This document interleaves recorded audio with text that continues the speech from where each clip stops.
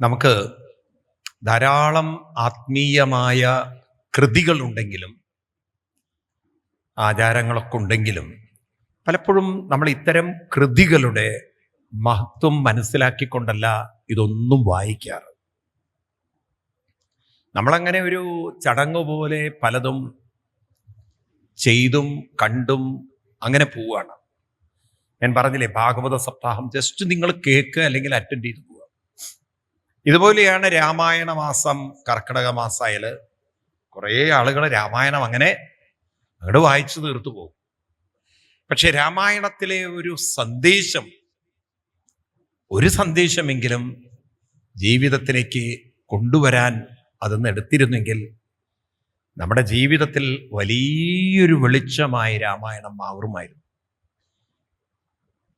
രാമ അയനം എന്ന വാക്കിന് തന്നെ അർത്ഥം, നമ്മളിപ്പോൾ കരുതിയിരിക്കുന്നത് ദശരഥ മഹാരാജാവിൻ്റെ പുത്രൻ രാമനായതുകൊണ്ട് രാമൻ പോയ വഴി, അയനം എന്ന് പറഞ്ഞ വഴി, രാമന്റെ വഴി, അതാണ് പലരും എന്തായി കാണുന്നത് രാമായണം. പക്ഷെ നിങ്ങൾ ഒരിക്കലും അറിയുന്നില്ല, രാമൻ എന്ന വാക്കിന് ദശരഥപുത്രനായ രാമൻ എന്നതിൽ ഒതുങ്ങുന്നില്ല. സംസ്കൃതത്തിന്റെ പ്രത്യേകത, അതിന് സ്ഥൂല അർത്ഥങ്ങളുമുണ്ട്, സൂക്ഷ്മാർത്ഥങ്ങളുമുണ്ട്. അപ്പൊ നമ്മൾ പലപ്പോഴും സ്ഥൂലാർത്ഥം എടുത്തു പോകും. ഏതെടുക്കില്ല? സൂക്ഷ്മാർത്ഥം എടുക്കില്ല. അപ്പൊ മറ്റൊരു അർത്ഥം രാമനിൽ നിന്ന് നമ്മൾ പഠിക്കേണ്ടത് എന്താണ്? രാമൻ എന്നാൽ ഒരു സൂക്ഷ്മാർത്ഥം എടുത്താൽ എന്താ മനസ്സിലാക്കേണ്ടത്? ആത്മാരാമൻ. എന്താണ്? ഏത് രാമൻ? അപ്പൊ ആത്മാരാമനിലേക്കും ഒരയനം. ഇപ്പൊ രാമായണത്തിലൂടെ ആത്മാരാമനിലേക്കുള്ള അയനം, രാമനിൽ നിന്നും ആത്മാരാമനിലേക്കുള്ള അയനം. ഇപ്പൊ രാമൻ ആത്മാരാമനിലേക്ക് നമ്മളെ ഉയർത്താൻ ഒരു വഴി കാണിച്ചു തരാം. അപ്പൊ രാമൻ എന്നാൽ കേവലം രാമൻ എന്നർത്ഥെടുക്കരുത്. സീതയും ആത്മാരാമനിലേക്കുള്ള അയനം ചെയ്യുന്നുണ്ട്, ലക്ഷ്മണനും, ഇവരൊക്കെ അങ്ങനെ അയനം ചെയ്തുകൊണ്ടിരിക്കുക. ഇപ്പൊ ജീവിതത്തിൽ മുന്നോട്ട് പോവാൻ നമുക്ക് പലപ്പോഴും തടസ്സമായി നിൽക്കുന്നത് നമ്മളിലെ സ്വാർത്ഥതയും നമ്മളിലെ കാമം എന്ന് പറയും. കാമം എന്ന് പറഞ്ഞാൽ അറ്റാച്ച്മെന്റ്. എന്താണ്? മിതമായ ഒരു ആസക്തി, ഒട്ടൽ വന്നാൽ മുന്നോട്ട് പോകാൻ പറ്റില്ല. ഇതുപോലെയാണ് ലോഭം. ലോഭം എന്ന് പറഞ്ഞാൽ ഉള്ളതിനെ മറ്റുള്ളവരുമായി പങ്കുവെക്കാനുള്ളൊരു മനസ്സില്ലാത്തവർക്കൊക്കെ അവിടെ കൊണ്ട് തീർന്നു ജീവിതം. ഇപ്പൊ ഒരു മനുഷ്യ ജീവിതത്തിൽ മനുഷ്യന് മുന്നോട്ട് പോകണമെങ്കിൽ 3 സമ്പത്തുക്കൾ വേണം. 3 സമ്പത്ത് വേണം.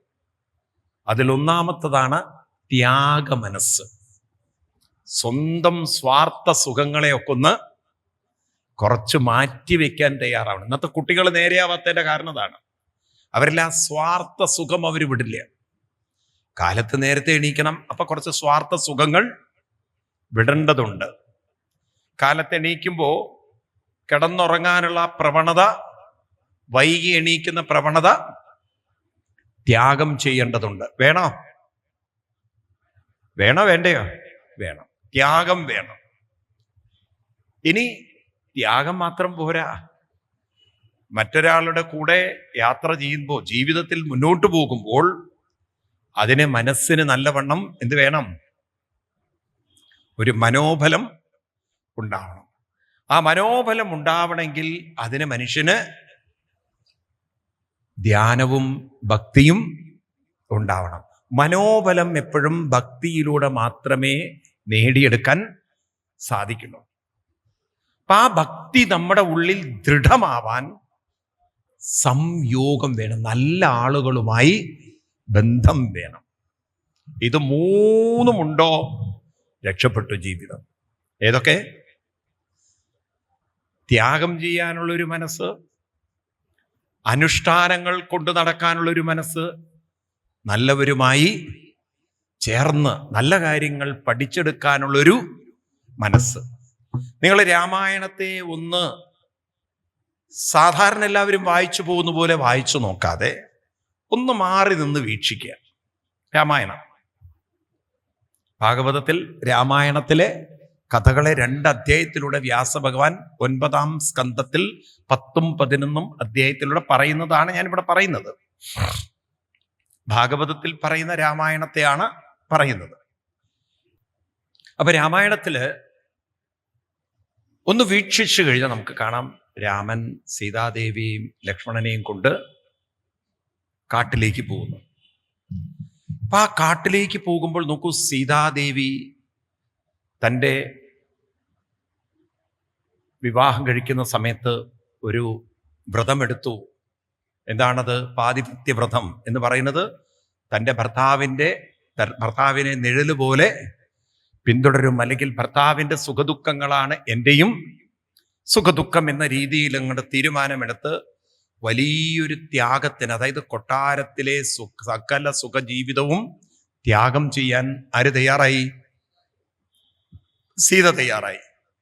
അച്ഛൻ്റെ വാക്കുപാലിച്ച് രാമൻ രാജ്യം ത്യജിക്കാൻ രാമനും തയ്യാറായി.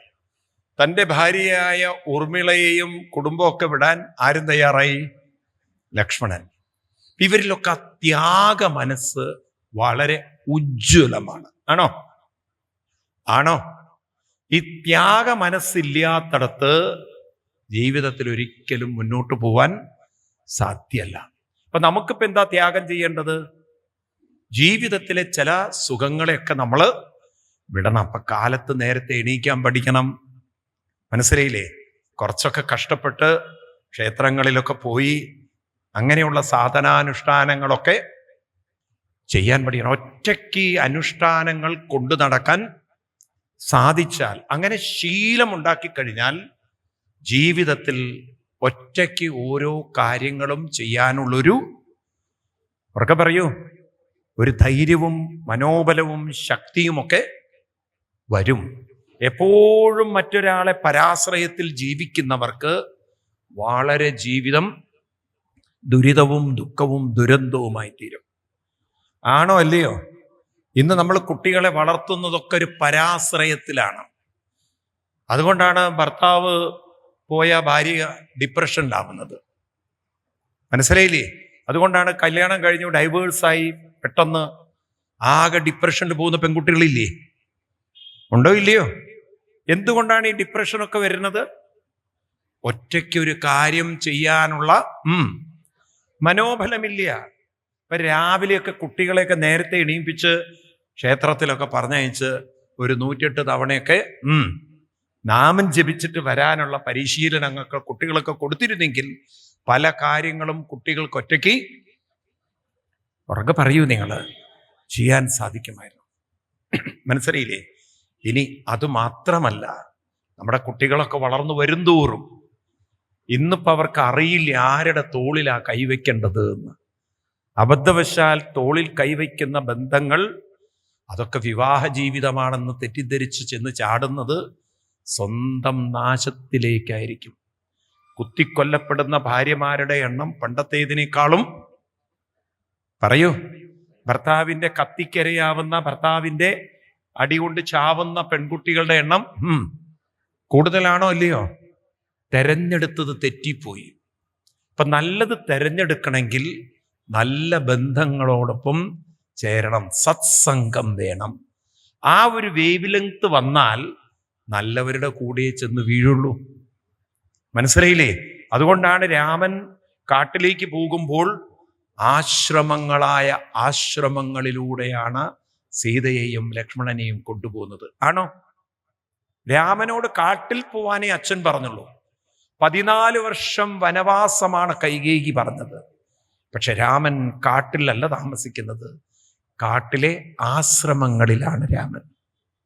നിങ്ങൾ രാമായണം വായിച്ചു കഴിഞ്ഞാൽ നിങ്ങൾക്ക് കാണാം, ഭരദ്വാജാശ്രമം, വാത്മീകിയാശ്രമം, പിന്നെ അവിടെ നിന്ന് അങ്ങോട്ട് ചിത്രകൂടത്തിൽ താമസിക്കുന്നു. ഭരതൻ വന്നു പോയതോടുകൂടി ചിത്രകൂടം വിട്ടു.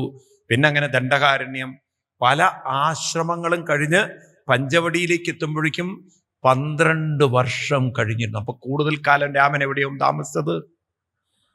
എവിടെയായിരിക്കും താമസിച്ചത്? ആശ്രമങ്ങളിലൂടെ കടന്നു വരും. മനസ്സിലാവുണ്ടോ നിങ്ങൾക്ക്?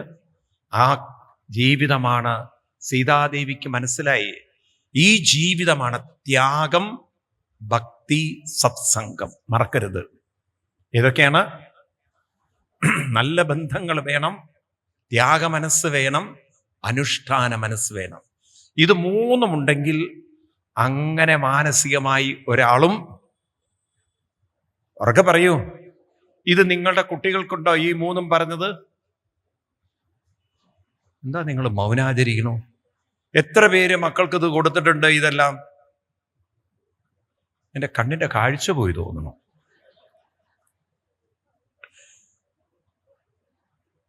ഈ നാട് പെരുമ്പാവൂരാണോ പെരുമ്പാമ്പാണോ? പെരുമ്പാവൂരല്ലേ? പിന്നെന്താ പെരുമ്പാമ്പ് പോലെ കിടക്കണം? നിങ്ങൾ പറയൂ, മക്കൾക്ക് കൊടുത്തിട്ടുണ്ടോ ഇങ്ങനെയൊക്കെയുള്ള സംസ്കാരം? ആണോ ഇല്ലേ പറയാനില്ല എന്ന്? ഇനി കൊടുക്കണമെന്നോ? ഇതൊക്കെയാണ് കുട്ടികൾക്ക് കൊടുക്കേണ്ടിയിരുന്നത്. ത്യാഗം, അനുഷ്ഠാനം, സത്സംഗം. സീതാദേവി കടന്നുപോയ അനുഭവങ്ങളൊക്കെ നോക്കൂ. സീതാദേവിയെ രാവണൻ അപഹരിച്ചു. രാവണന്റെ കസ്റ്റഡിയിലായ സീതാദേവിയെ രാവണനെ വധിച്ച് തിരിച്ചെടുക്കുമ്പോൾ സീതാദേവിയാണെങ്കിൽ കാത്തിരിക്കുകയാണ്, എന്നെ രാമൻ വന്ന് കാണും. ഓ, ഞാൻ അനുഭവിച്ച ആ രാവണന്റെ കസ്റ്റഡിയിൽ അനുഭവിച്ച മനോവേദനകള്. 1 വർഷം സീത കുളിച്ചിട്ടില്ല, 1 വർഷം തുണി മാറിയിട്ടില്ല. നല്ല അവസ്ഥയിലാവില്ലേ? ഈ അവസ്ഥയിൽ വേണം രാമൻ എന്നെ. സീതാദേവി പോകുമ്പോ രാവണനോട് പറഞ്ഞു, രാവണ 1 മിനിറ്റ് സ്പെയർ സാരി എടുക്കട്ടെ എന്ന്. വസ്ത്രം എടുത്തുവോ? ഉണ്ടോ? ഒന്നുമില്ല, ഈ ഉടുത്ത വസ്ത്രം തന്നെയുള്ളൂ അല്ലേ? അങ്ങനെ 1 കൊല്ലം കാത്ത് അവിടെ ഇരുന്നു. ഇപ്പോഴിതാ രാവണവധം കഴിഞ്ഞു. ഹനുമാൻ സ്വാമിയോട് പറഞ്ഞു, രാവണനെ വധിച്ചു എന്ന വാർത്ത സീതയെ അറിയിക്കൂ. വേറൊന്നും പറഞ്ഞില്ല. സീതാദേവിയുടെ മുന്നിൽ ചെന്ന് ഹനുമാൻ സ്വാമി കൈകുപ്പി കുനിഞ്ഞ് നമസ്കരിച്ച് പറഞ്ഞു, ദേവി, രാവണവധം കഴിഞ്ഞു. ഈ വിവരം ദേവിയെ അറിയിക്കാൻ പറഞ്ഞു. പ്രതിവചനം എന്തെങ്കിലും പറഞ്ഞു. രാമന്റെ അടുത്ത് എത്രയും വേഗം രാമസംഗമം, അല്ലാതെ എനിക്ക് എന്താ പറയാനുള്ളത്? രാമസംഗമത്തിനായിട്ട് ഞാൻ കൊതിക്കുകയാണ്, അത്രയും കാത്തിരിക്കുകയാണ്. ഈ വിവരം ചെന്ന് ശ്രീരാമസ്വാമിയോട് പറഞ്ഞു, വിഭീഷണനോട് പറഞ്ഞു. വിഭീഷണൻ സീതാദേവിയെ കുളിപ്പിച്ച്, വിഭീഷണൻ കുളിപ്പിക്കണം എന്നല്ലേ, അറേഞ്ച് ചെയ്യണം. വിഭീഷണനോട് പറഞ്ഞു, അതിനുള്ള അറേഞ്ച്മെന്റ് എല്ലാം ചെയ്ത് നല്ല പട്ടുവസ്ത്രം ധരിപ്പിച്ച് ആഭരണ വിഭൂഷിതയായി സീതയെ കൊണ്ടുവരണം. സീതാദേവി എന്താ പ്രതീക്ഷിച്ചത്? ഈ മുഷിഞ്ഞ കോലത്തിൽ ആരെ കാണണം? രാമനെ കാണണം എന്നാണ്. പക്ഷെ രാമൻ പറയുന്നത് എങ്ങനെ വരാൻ? നല്ല കുളിച്ചു പട്ടുവസ്ത്രങ്ങളൊക്കെ ധരിച്ച് ആഭരണ വിഭൂഷിതയായി ആര് വരണം? സീതാദേവി. ചില സ്ത്രീകൾ വാശി പിടിക്കില്ലേ, രാമൻ ഇങ്ങോട്ട് വന്നിട്ട് ഞാൻ കുളിക്കാൻ പോളൂ എന്ന്. ഞാൻ അനുഭവിച്ച ദുരിതങ്ങളൊക്കെ ആര് കാണണം? ആര് കാണണം? സീത പെരുമ്പാവൂരുകാരിയാണെങ്കിൽ അങ്ങനെ പറഞ്ഞ് കുളിക്കാൻ പോവോ? ഇല്ല. അപ്പം പെരുമ്പാവൂരുകാരുടെ സ്വഭാവം മനസ്സിലായില്ലേ നിങ്ങൾക്ക്? പെട്ടെന്നൊന്നും വിട്ടുകൊടുക്കില്ല. എന്നാൽ സീത അനുസരിച്ചു. അത് നല്ല പട്ടുവസ്ത്രമൊക്കെ ധരിച്ച് സീതാദേവി വരുന്നു. അപ്പോഴേക്കും കുരങ്ങൻ പല്ലക്കിലാണ് കൊണ്ടുവരുന്നത്. കുരങ്ങന്മാരൊക്കെ പല്ലക്കിൽ ചാടി കയറാൻ തുടങ്ങി. ഏത് സീതയ്ക്ക് വേണ്ടിയിട്ടാണ് നമ്മളെ യുദ്ധം ചെയ്തതെന്ന് അവർക്കറിയില്ലല്ലോ. അപ്പോഴേക്കും വിഭീഷണൻ പറയേ, കുരങ്ങന്മാർ അവിടെ നിന്ന് ഇറങ്ങുന്നു, നിങ്ങൾ എന്താ കാണിക്കുന്നത്? അപ്പൊ രാമൻ പറഞ്ഞു, സീത ഇറങ്ങി നടക്കട്ടെ, എല്ലാവരും കാണട്ടെ.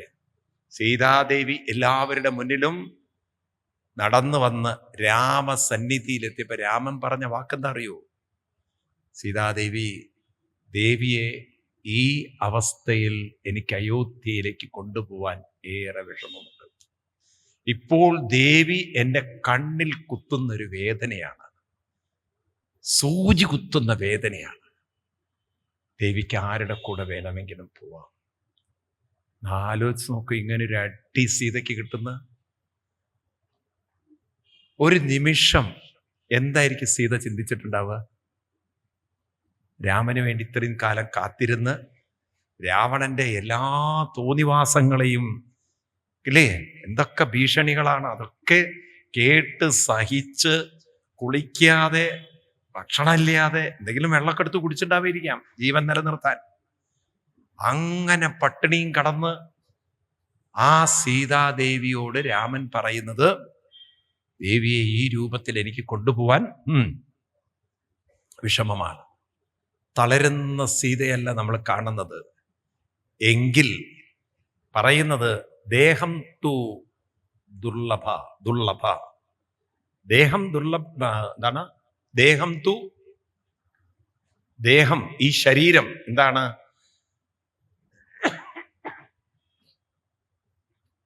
ഈ ശരീരം ഒരു ദുർബലാത്തു നതു മന, എൻ്റെ മനസ്സല്ല. എൻ്റെ മനസ്സ് രാമനെ മറന്നിട്ടുണ്ടെങ്കിൽ അഗ്നി എന്നെ സ്വീകരിക്കട്ടെ. എൻ്റെ ശരീരം ദുർബലയാണ്, അതുകൊണ്ട് രാവണൻ എൻ്റെ ശരീരത്തെ പിടിച്ചു കൊണ്ടുപോകാൻ സാധിക്കും. പക്ഷെ എൻ്റെ മനസ്സിനെ അപവിത്രമാക്കാൻ, എൻ്റെ ചിന്തകളെ അപവിത്രമാക്കാൻ, എൻ്റെ ദേഹത്തെ അപവിത്രമാക്കാൻ രാവണൻ ഒരിക്കലും സാധിച്ചിട്ടില്ല. അഗ്നി തെളിയിക്കട്ടെ. അങ്ങനെയാണ് ലക്ഷ്മണനോട് തീ കൂട്ടാൻ പറയുന്നതും ആ തീയിലേക്ക് സീത ചാടുന്നത്. അപ്പൊ അഗ്നി പവിത്രയായിട്ടാണ് ആര് വരുന്നത്? സീതാദേവി വരുന്നത്. അങ്ങനെയുള്ള സീതാദേവിയും കൊണ്ടാണ് രാമൻ അയോധ്യയിലേക്ക് പോകുന്നത്. അത് കഴിഞ്ഞ് അയോധ്യയിൽ ഗർഭിണിയായ സീതയെക്കുറിച്ച് അപവാദം വന്നപ്പോൾ രാമൻ എന്ത്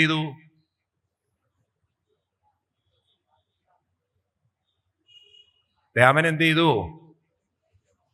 തോന്നിവാസം പറയരുതേ. രാമൻ കാട്ടിൽ ഉപേക്ഷിച്ചോ? പിന്നെന്താ കാട്ടിൽ ഉപേക്ഷിച്ചു എന്ന് പറയുന്നത്? നമ്മൾ ഹിന്ദുക്കളാണെങ്കിൽ എന്താ തോന്നിവാസമൊക്കെ പറയാം. രാമൻ സീതയെ കാട്ടിൽ ഉപേക്ഷിച്ചുവോ? പിന്നെ എങ്ങനെ ഇത് ആൾക്കാർ പറഞ്ഞ് ശീലിച്ചിരിക്കുന്നത്? രാമൻ കാട്ടിൽ സീതയെ ഉപേക്ഷിച്ചു, രാമൻ ഉപേക്ഷിച്ചുവോ? കഴിഞ്ഞ ദിവസം കമ്മ്യൂണിസ്റ്റ് പാർട്ടിയുടെ ചില ആളുകൾ പോസ്റ്റർ ഇറക്കിയിരിക്കുകയാണ്, ഗർഭിണിയായ സീതയെ. എനിക്കറിയില്ല ഇവരെന്ത് കമ്മ്യൂണിസ്റ്റുകാരാണെന്ന്. ഈ രാമായണം പഠിക്കാതെ നിങ്ങൾ ഒരു സംസ്കൃതിയെ നിന്ദിക്കരുത്. ഒരു രാഷ്ട്രീയക്കാരും, ഏത് രാഷ്ട്രീയമായിക്കോട്ടെ, അനാവശ്യമായി ഹിന്ദുമതത്തെ തോണ്ടാൻ വന്നാലല്ലോ രാഷ്ട്രീയം തന്നെ ഇല്ലാതെയാവും. കാരണം ജനങ്ങൾ ഇതൊക്കെ പഠിക്കും. മനസ്സിലായില്ലേ? തിരിച്ചറിയണം. ഇവിടേക്ക് ഇരിക്കുന്ന കമ്മ്യൂണിസ്റ്റ് ചിന്തകളുള്ളവരോട് എനിക്ക് പറയാനുള്ളത്, നിങ്ങളുടെ ആശയം നല്ലതാണ്, പക്ഷെ ഹിന്ദു മതത്തെ വെറുതെ കയറി ചൊറിയരുത്. അതിൻ്റെ സത്യം മനസ്സിലാക്കിക്കൊണ്ട് വിമർശിക്കൂ. ആ അയ്യപ്പനെയൊക്കെ നിന്ദിക്കുന്ന പോസ്റ്റ് കണ്ടില്ലേ നിങ്ങൾ? എന്തൊക്കെ മോശത്തരങ്ങളാണ് ചെയ്തത്. ഒരിക്കലും ഭാരതത്തിന് അത് ഉൾക്കൊള്ളാൻ പറ്റില്ല. അതുകൊണ്ടാണ് ബംഗാളിലും ത്രിപുരയിലൊക്കെ ആ രാഷ്ട്രീയം നശിച്ചു പോയത്. EMS നമ്പൂതിരിപ്പാടിനെ പോലുള്ള മഹാന്മാര് കെട്ടിപ്പടുത്തൊരു പ്രസ്ഥാനം വിവരദോഷികൾ നശിപ്പിക്കരുത്. അത് അവരൊക്കെ വളരെ ഒരു ഗ്രേറ്റ് പേഴ്സണാലിറ്റീസ് ആയിരുന്നു. EMS നമ്പൂതിരിപ്പാട് വലിയ കമ്മ്യൂണിസ്റ്റ് ദർശനം ഒക്കെ ഉള്ള ആളാണ്. അദ്ദേഹത്തിൻ്റെ ജ്യേഷ്ഠൻ്റെ മകൻ എൻ്റെ കൂടെ ഭാഗവതം വായിക്കുമായിരുന്നു ആദ്യകാലത്ത്. ആ ഇല്ലത്തുള്ള EMSൻ്റെ സ്വന്തം ജ്യേഷ്ഠൻ്റെ മകൻ, അദ്ദേഹം ഒരു അധ്യാപകനായിരുന്നു. റിട്ടയർമെന്റിന് ശേഷം കുറച്ചു കാലം എൻ്റെ കൂടെ വായിക്കുമായിരുന്നു അദ്ദേഹം. ആലോചിച്ച് നോക്കൂ. ഇവരൊക്കെ അത്രയും ഒരു ആത്മീയതയുടെ സംസ്കൃതിയിലൂടെ കമ്മ്യൂണിസം കൊണ്ടുപോയത്. EK നായനാര്, അദ്ദേഹത്തിൻ്റെ വൈഫൊക്കെ ഗുരുവായൂരിലൊക്കെ ദർശനം കേട്ടില്ലേ നിങ്ങൾ? അതുകൊണ്ടാണ് മാർപ്പാപ്പയൊക്കെ കാണാൻ പോയപ്പം ഭഗവത്ഗീതയാണ് EK നായനാര് കൊടുത്തത്. അവരൊക്കെ കമ്മ്യൂണിസവും ഭാരതീയ സംസ്കാരവും കൊണ്ടു നടന്നവരാണ്. എന്നാൽ ഇപ്പൊ കുറച്ചു പേർക്ക് ഇതെന്താ അറിയില്ല. അത് കമ്മ്യൂണിസത്തിന്റെ അല്ല, അത് മോളിസാണ്. മൂള കുറച്ച് കുറഞ്ഞതാണത് ഇല്ലേ? ഭാരതത്തിന്റെ സംസ്കാരത്തെ വെറുതെ ചൊറിയരുത്. കാരണം അത് ഋഷിവര്യന്മാർ ഡെവലപ്പ് ചെയ്താണത്. ആ ഋഷിവര്യ സംസ്കൃത അറിയാതെ അതിനെ പോയി ചൊറിഞ്ഞാൽ അവനവന് തിരിഞ്ഞു കുത്തു. അത് മനസ്സിലാവണ്ട നിങ്ങൾക്ക്? നോക്കൂ, നിങ്ങൾ ബംഗാളിൽ പോയി നോക്കൂ. ഒരു കാലത്ത് ബംഗാളിലെ കമ്മ്യൂണിസം അത്ര ഭരിച്ചു. അനാവശ്യമായിട്ട് അവിടുത്തെ ദുർഗാ ഫെസ്റ്റിവലിലൊക്കെ ഇടപെടാൻ തുടങ്ങി. അവസാനം കമ്മ്യൂണിസം തൂത്തെറിഞ്ഞ് അവര്. അനാവശ്യമായി ഭാരത സംസ്കാരത്തെ അവഹേളിക്കരുത്, അപമാനിക്കരുത്. അയ്യപ്പനെ അവഹേളിച്ചിട്ട് തന്നെ കിട്ടിയില്ലേ? ഇല്ലേ? കണ്ടില്ലേ നിങ്ങൾ? ആവശ്യമുണ്ടായിരുന്നു അതിൻ്റെയൊക്കെ. വല്ല ആവശ്യം ഉണ്ടായിരുന്നു? അത് സംസ്കാരമുള്ള അവർ ചെയ്യുമായിരുന്നില്ല. EMS നമ്പൂതിരിപ്പാടുണ്ടായിരുന്നെങ്കിൽ ചെയ്യില്ല, AKG ഉണ്ടായിരുന്നെങ്കിൽ ചെയ്യില്ല, EK നായനാർ ഉണ്ടായിരുന്നെങ്കിൽ ചെയ്യില്ല അവരൊന്നും. കാരണം അവരൊക്കെ ആ സംസ്കൃതി ഉൾക്കൊണ്ടവരാണ്. EK നായനാരുടെ ബ്രദർ ഉണ്ടായിരുന്ന ഒരാള്, രാമായണമൊക്കെ ഡെയിലി വായിക്കുന്ന മഹാനായിരുന്നു അദ്ദേഹം. ഇവരുടെയൊക്കെ ആ ഒരു പാരമ്പര്യത്തിലേക്ക് പോയി കഴിഞ്ഞാൽ അവരൊക്കെ ആത്മീയതയും കമ്മ്യൂണിസവും ഒരുമിച്ച് കൊണ്ടുപോയവരാണ്. അതുകൊണ്ട് അവര് അങ്ങനെ പരിഹസിക്കില്ല ഭാരത സംസ്കാരത്തെ. കാരണം അവർക്കറിയാം ഇത് മഹാന്മാര് കെട്ടിപ്പടുത്തതാണ്. അതിന്ന് കുറെ മൂളയില്ലാത്തവര് കയറി ഇതിനെ ചൊറിയാൻ വരുമ്പോഴാണ്. ഞാൻ കഴിഞ്ഞ ദിവസം ഒരു പോസ്റ്റ് കാണായിരുന്നു, ഗർഭിണിയായ സീതയെ കാട്ടിലുപേക്ഷിച്ച രാമൻ മര്യാദാ പുരുഷോത്തമനാണെന്ന്. ഇതൊക്കെ ആരെങ്കിലും കമ്മ്യൂണിസ്റ്റുകാർ വായിക്കുന്നുണ്ടെങ്കിലോ ഇത്തരം വിവരദോഷികളെ അപ്പോഴേ നിർത്തിക്കളയണം, പാർട്ടിയിൽ നിന്ന് പുറത്താക്കി കളയണം അവരെ. കാരണം അവരൊന്നും കമ്മ്യൂണിസ്റ്റുകളല്ല. ഭാരത സംസ്കാരത്തെ എതിർക്കുന്നതല്ല കമ്മ്യൂണിസം. അതൊരു മനുഷ്യനെ സാമൂഹികമായി ഉയർത്തുന്ന ഒരു സംസ്കാരമാണ്, സോഷ്യലിസ്റ്റ് കൾച്ചറാണ്, അല്ലേ? കമ്മ്യൂണിസം എന്ന് പറഞ്ഞാൽ ഒരു സോഷ്യലിസ്റ്റ് കൾച്ചറാണ്. അല്ലാതെ ഭാരത സംസ്കാരത്തെ കളിയാക്കാനാണോ കമ്മ്യൂണിസം വന്നത്? ആണോ? മനസ്സിലാവണ്ടേ ഞാൻ പറയണത്? രാമൻ സീതയെ കാട്ടിലൊരിക്കലും നിങ്ങൾ രാമായണം വായിക്കണം, വാൽമീകി രാമായണം. സീതാദേവിയാണ് രാമനോട് പറയുന്നത്, ഏറെ നാളത്തെ ഒരു മോഹമുണ്ട്, എനിക്ക് കുറച്ചു കാലം വാൽമീകി ആശ്രമത്തിൽ പോയി താമസിക്കണം. കാരണം സീതയ്ക്ക് മനസ്സിലായി എന്നെക്കുറിച്ച് കുറെ അപവാദങ്ങൾ കൊട്ടാരത്തിന് ചുറ്റും ഉണ്ട്. എന്തിനായിരിക്കും സീത അത് പറഞ്ഞത്? ഈ അപവാദങ്ങൾക്കിടയിൽ കുട്ടികൾ വളരരുത്. കുട്ടികൾക്ക് ചെറുപ്പത്തിൽ തന്നെ ഒരു ആത്മീയ ബോധം ഉണ്ടാവണമെങ്കിൽ ഈ ചുറ്റുപാട് അതിന് അനുയോജ്യമല്ല. അതിന് പറ്റിയൊരു അന്തരീക്ഷം എവിടെ കിട്ടും? വാൽമീകി ആശ്രമത്തിൽ എനിക്ക് കിട്ടും. അങ്ങനെയാണ് ശ്രീരാമസ്വാമി ലക്ഷ്മണനോട് സീതാദേവിയെ എവിടെ കൊണ്ടുവിടാൻ പറയുന്നത്? വാൽമീകി ആശ്രമത്തിൽ. 16 വർഷം സീതാദേവി ആശ്രമത്തിൽ ജീവിച്ചു. എത്ര? 14 വർഷം വനവാസം, 16 വർഷം ആശ്രമത്തില്. അങ്ങനെ ഇരിക്കുമ്പോഴാണ് ശ്രീരാമസ്വാമി അശ്വമേധയാഗം ചെയ്യാനായിട്ട് തീരുമാനിക്കുന്നതും ദിഗ്വിജയത്തിനായി കുതിരകളെ അഴിച്ചുവിടുന്നതും. ആ കുതിരകൾ ആശ്രമത്തിന്റെ പരിസരത്തിലൂടെ പോകുമ്പോൾ ലവകുശന്മാരതിനെ പിടിച്ചു കെട്ടുന്നതും. സീതാദേവിക്ക് മനസ്സിലായി ഇത് രാമന്റെ കുതിരകളാണ്, അച്ഛന്റെ കുതിരകളാണ്. സീതാദേവി അത് പറഞ്ഞില്ലേ അവരോട്, കുട്ടികളെ കുതിരയെ അഴിച്ചുവിടുക. കാരണം കുതിരയെ കെട്ടിയാൽ കെട്ടിയവനെ തോൽപ്പിച്ചു കൊണ്ടുവേണം കുതിരയെ കൊണ്ടുപോവാൻ. അപ്പൊ കെട്ടിയവൻ ആരാണ്? മക്കളാണ്. അച്ഛനും മക്കളും തമ്മിലൊരു യുദ്ധമുണ്ടാവും. അപ്പൊ കുട്ടികൾ ചോദിക്കുന്നൊരു ചോദ്യമുണ്ട്, ആശ്രമത്തിൽ വളരുന്ന ഞങ്ങളെ എന്തിന് യോദ്ധാക്കളാക്കി എന്നാണ്. അപ്പൊ സീതാദേവി വെറും മന്ത്രങ്ങൾ മാത്രമല്ല പഠിപ്പിച്ചത്. ആ ആശ്രമത്തിൽ കുട്ടികളെ എല്ലാ ആയുധ കലകളും ആര് പഠിപ്പിച്ചിരുന്നു? പറയൂ. ഉപേക്ഷിക്കപ്പെട്ട സീതാദേവി അങ്ങനെ മക്കളെ പഠിപ്പിക്കുവോ? തൻ്റെ വിഷമത്തിലും ദുഃഖത്തിലും ജീവിക്കണ്ടേ? മക്കളെ ഇതൊക്കെ പഠിപ്പിച്ചെടുക്കുന്ന സീതാദേവി ആശ്രമത്തിൽ ദുഃഖിതയായിട്ടാണോ ജീവിക്കുന്നത്? അതോ ആ മക്കളുടെ വ്യക്തിത്വ വികസനത്തിൽ കൂടുതൽ ശ്രദ്ധ കേന്ദ്രീകരിച്ച് അവരെ പരിശീലിപ്പിക്കുന്നതിലായിരുന്നോ? പറയൂ. എന്താ മിണ്ടാത്തത് നിങ്ങള്? ദുഃഖിതയായ സീതയല്ല കാണുന്നത്, മനസ്സിലായില്ലേ? ഇതിനൊക്കെ ഉള്ളൊരു ധൈര്യം സീതാദേവിക്ക് കിട്ടിയത് ത്യാഗജീവിതത്തിൽ നിന്നാണ്. ഏതിൽ നിന്നാണ്? ത്യാഗജീവിതം. ഒരു കാര്യം ഒറ്റയ്ക്ക് ചെയ്യാനുള്ളൊരു കരുത്തും ധൈര്യവും സീതാദേവിക്ക്. മനസ്സിലാവുണ്ടോ നിങ്ങക്ക്? പിന്നീടാണ് ലവകുശന്മാര് യാഗസ്ഥലത്ത് പോകുന്നതും രാമായണം പാടുന്നതും രാമായണം കേട്ട് രാമന്റെ അടുത്ത് കൊണ്ടുപോകുന്നതും. പിന്നീടാണ് ഇവർ തൻ്റെ പുത്രന്മാരാണെന്ന് അറിയുന്നതും. അത്യന്തം വിഷമവും വേദനയൊക്കെ വന്നു. കാരണം ഈ കുട്ടികളെയൊന്നും ഞാൻ കാണാൻ പോയില്ലല്ലോ എന്ന് മാത്രമല്ല, ആ സീതയോട് അത്രയും ആദരവാണ് രാമന്. കാരണം ഈ കുട്ടികളെ ഇങ്ങോട്ട് അയച്ചിരിക്കുന്നത് ധനുർവിദ്യയിലും ആത്മീയതയിലും വളരെ നിഷ്ഠയുള്ള കുട്ടികളായിട്ടാണ്, വളരെ ശ്രേഷ്ഠന്മാരാക്കിയിട്ടാണ് വിട്ടിരിക്കുന്നത്. ഹോ, ഇത്രമാത്രം ത്യാഗോജ്വലമായ അർപ്പിതമായൊരു ജീവിതം സീതാദേവി നയിച്ചുവല്ലോ. സീതാദേവിയോട് വെറുപ്പല്ല തോന്നുന്നത്, സീതാദേവിയോട് ബഹുമാനം തോന്നുന്നു. മനസ്സിലാവേണ്ട ഞാൻ പറയണത്? ത്യാഗം പഠിക്കണം. ഇനി എന്ത് വേണം? അനുഷ്ഠാനം. എന്ത് വേണം? അനുഷ്ഠാനം വേണം. മൂന്നാമത്തത് നല്ല ബന്ധങ്ങൾ വേണം, സത്സംഗം വേണം. ഇതൊക്കെ ഉള്ളവര് വഴിതെറ്റിപ്പോവാനുള്ള സാധ്യതകൾ അവർക്ക് പറയൂ കുറവാണ്. ഇന്ന് നമ്മുടെ കുട്ടികളിൽ ആ ത്യാഗ മനസ്സ് വളരെ കുറവാണ്. അനുഷ്ഠാനം തീരെയില്ല. നല്ല ബന്ധങ്ങൾ ഇല്ലാത്തത് കൊണ്ട് കണ്ടവൻ്റെയൊക്കെ തോളിൽ കൈവയ്ക്കും, അവൻ കെട്ടും, അവൻ നോക്കുന്നൊക്കെയാണ് കരുതിയത്. പക്ഷെ അവൻ കെട്ടിയെടുക്കുന്നവനാണെന്ന് പിന്നെയാണ് മനസ്സിലാവുന്നത്. അങ്ങനെ എത്ര കുട്ടികളാണ് ഇരകളായി മാറിയത്, അല്ലേ? ആണോ അല്ലയോ? ഇതൊക്കെ മനസ്സിലാവണല്ലേ? രാമായണത്തിൽ നിന്ന് ഇതെങ്കിലും നമുക്ക് പഠിച്ചെടുക്കാൻ സാധിച്ചാൽ ഇത് നമുക്ക് ആവശ്യമുള്ളതല്ലേ? ത്യാഗം, അനുഷ്ഠാനം, സത്സംഗം. എന്താണ്?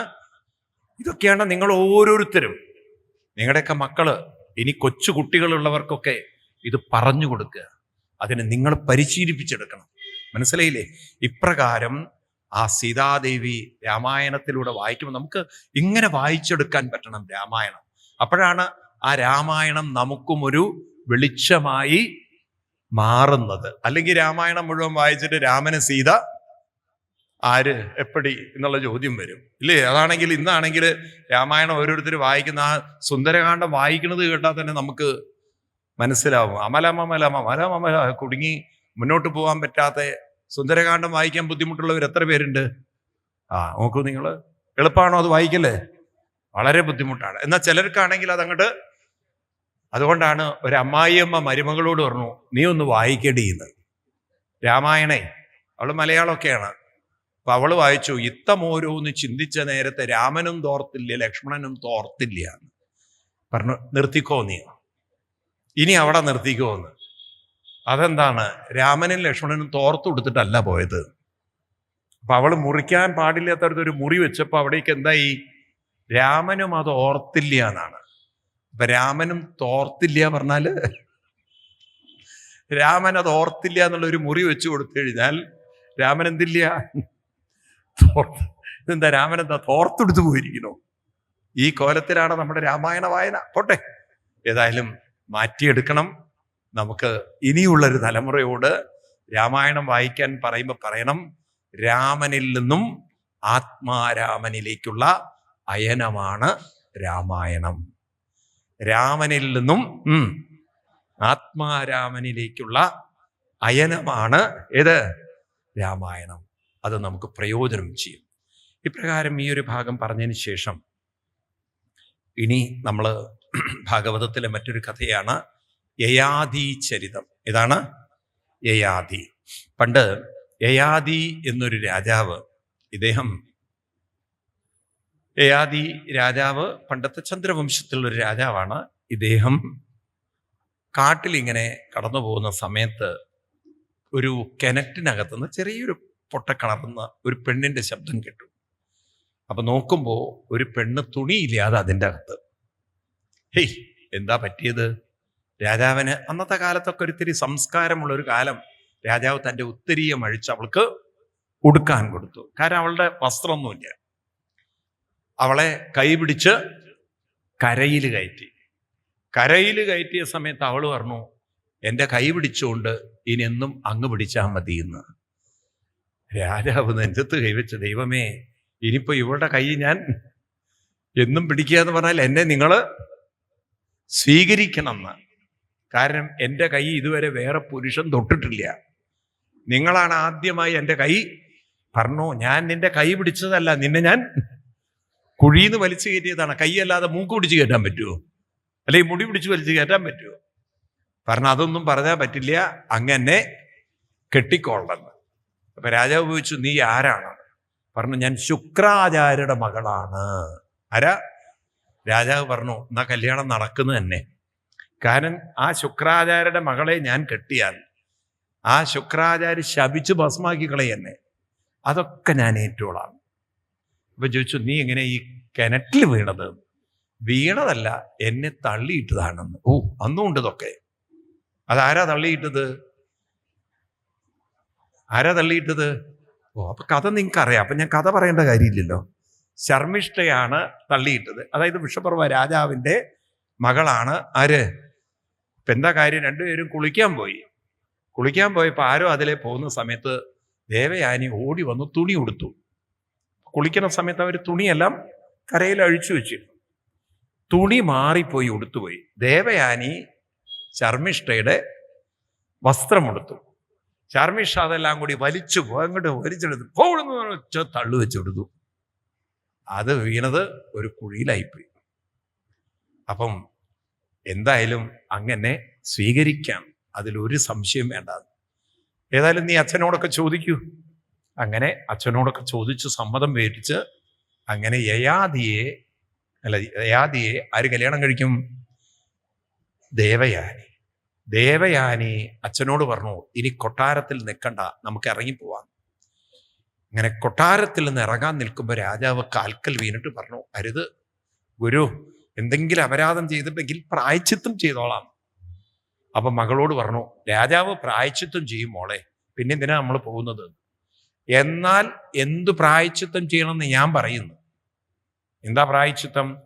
എൻ്റെ വിവാഹം യയാതിയുടെ കൂടെ നടക്കുമ്പോൾ രാജാവിൻ്റെ മകൾ എൻ്റെ ദാസിയായിട്ട് എൻ്റെ കൂടെ വരണം. ആരായിട്ട് വരണം? രാജാവ് സമ്മതിച്ചു. അങ്ങനെ ശർമ്മിഷ്ഠ ഒരു ദാസിയായി യയാതിയുടെ കൂടെ പോയി. യയാതി എന്ത് ചോദിച്ചാൽ ഒരു വീട് ദേവയാനിക്കും കൊടുത്തു. ദേവയാനിയുടെ കൂടെ താമസം, ഭാര്യയാണല്ലോ. അപ്പുറത്തെ വീട് ശർമ്മിഷ്ഠയ്ക്കും. ഒരു മതിലിൻ്റെ അപ്പുറത്താണേ, അല്ലെങ്കിൽ പിന്നെ രണ്ടും കൂടി ഇരുന്ന് ബഹളം ഉണ്ടാക്കും. കാലം മുന്നോട്ട് പോയപ്പോൾ ഒരു ദിവസം ദേവയാനി മതിലിൻ്റെ അപ്പുറത്തേക്ക് നോക്കിയപ്പം ശർമ്മിഷ്ഠയുടെ വീട്ടിൽ 3 മക്കള്. ദേവയാനിക്കാണെങ്കിൽ 2 കുട്ടികളെ ആയിട്ടുള്ളൂ. യയാതിയുടെ കഴുത്ത് പിടിച്ച് ചോദിച്ചത് ആരുടെ മക്കളാണെന്ന്. പറഞ്ഞു, ദേവി ബഹളം വെക്കണ്ട, അതും എൻ്റെ കുട്ടികളാണെന്ന്. അത് ഈ മനുഷ്യൻ അവിടെ പോയി അക്കൗണ്ട് തുടങ്ങിയിരിക്കുക. ആര് നിങ്ങളോട് അങ്ങോട്ട് ചെല്ലാൻ പറഞ്ഞു? അവളും എനിക്ക് ഭാര്യയ്ക്ക് തുല്യല്ലേ, അങ്ങനെ അവളും പുത്രൻ വേണമെന്ന് പറഞ്ഞു. ഒരു രാജാവല്ലേ ഞാൻ. അങ്ങനെ ദേവയാനി അവിടെ നിന്ന് ഇറങ്ങിപ്പോയി. അച്ഛനെ കൊണ്ട് ശാപം കൊടുപ്പിച്ചു, ഇദ്ദേഹത്തിന് ജരാവാർദ്ധക്യം ബാധിക്കട്ടെ എന്ന്. അവസാനം തിരിച്ചു വരുമ്പോ എന്തായി? ദേവയാനി വരുന്നത് അപ്പൂപ്പന്റെ കൂടെയായി. ഭർത്താവിനെ കണ്ടു കഴിഞ്ഞപ്പോൾ ആരായി? ജരാനര ബാധിച്ച ഒരു വൃദ്ധൻ. ഭാര്യ നല്ല ഇപ്പോഴത്തെ ചില സ്ത്രീകൾ നല്ലോണം പെയിന്റും പോളിഷൊക്കെ അടിക്കും, ഭർത്താവ് ഒന്നും അടിക്കില്ല. അപ്പൊ എങ്ങനെ ഉണ്ടായിരിക്കും യാത്ര? അപ്പം ഭാര്യയെ കണ്ടിട്ട് ചോദിക്കും, അച്ഛനാണോ എന്ന്. അയ്യോ, ഈ മനുഷ്യൻ ഭർത്താവാണെന്ന്. ഇല്ലേ, അങ്ങനെയൊക്കെ ഉണ്ടാവാറില്ലേ ചിലപ്പം? ഇല്ലേ? ആ ഗുരുവായൂർ അമ്പലത്തിലുണ്ടായി. അവിടെ കല്യാണത്തിന് കൊട്ടും വാദ്യയിട്ട് ഈ പെൺകുട്ടിയെ കയറ്റി കല്യാണം നടത്തുകയാണ്. അപ്പോഴേക്കും അവിടെ ബഹളം വെച്ചിട്ട് കയറും. ആ സ്ത്രീയാണെങ്കിൽ നല്ല ആഭരണമൊക്കെ ധരിച്ച് വിഭൂഷിതയായിട്ട് സുന്ദരിയായിട്ട് വന്നിരിക്കുകയാണ്. മണ്ഡപത്തിൽ കയറ്റിയപ്പോഴാണ് അവർ പറയണത്, എൻ്റെ മകളുടെ കല്യാണമാണ്, എൻ്റെ അല്ല എന്ന്. അതായത് മകളെ കയറ്റുന്നതിന് പകരം അമ്മയെ പിടിച്ച് കയറ്റിയിരിക്കുന്നത്. കാരണം മകളെക്കാളും ഒരുങ്ങിയിട്ടാണ് അമ്മ വന്നിരിക്കുന്നത്. അവൻ ഈ കോയ്മക്കാരായി ബഹളം വെക്കുന്നവരുണ്ടല്ലോ, അവര് തെറ്റിദ്ധരിച്ചു ഇവരായിരിക്കും പെണ്ണെന്ന്. ഇതുപോലെ ദേവയാനി ഇപ്പൊ വരുന്നത് വളരെ യൗവനയുക്തയും ഭർത്താവ്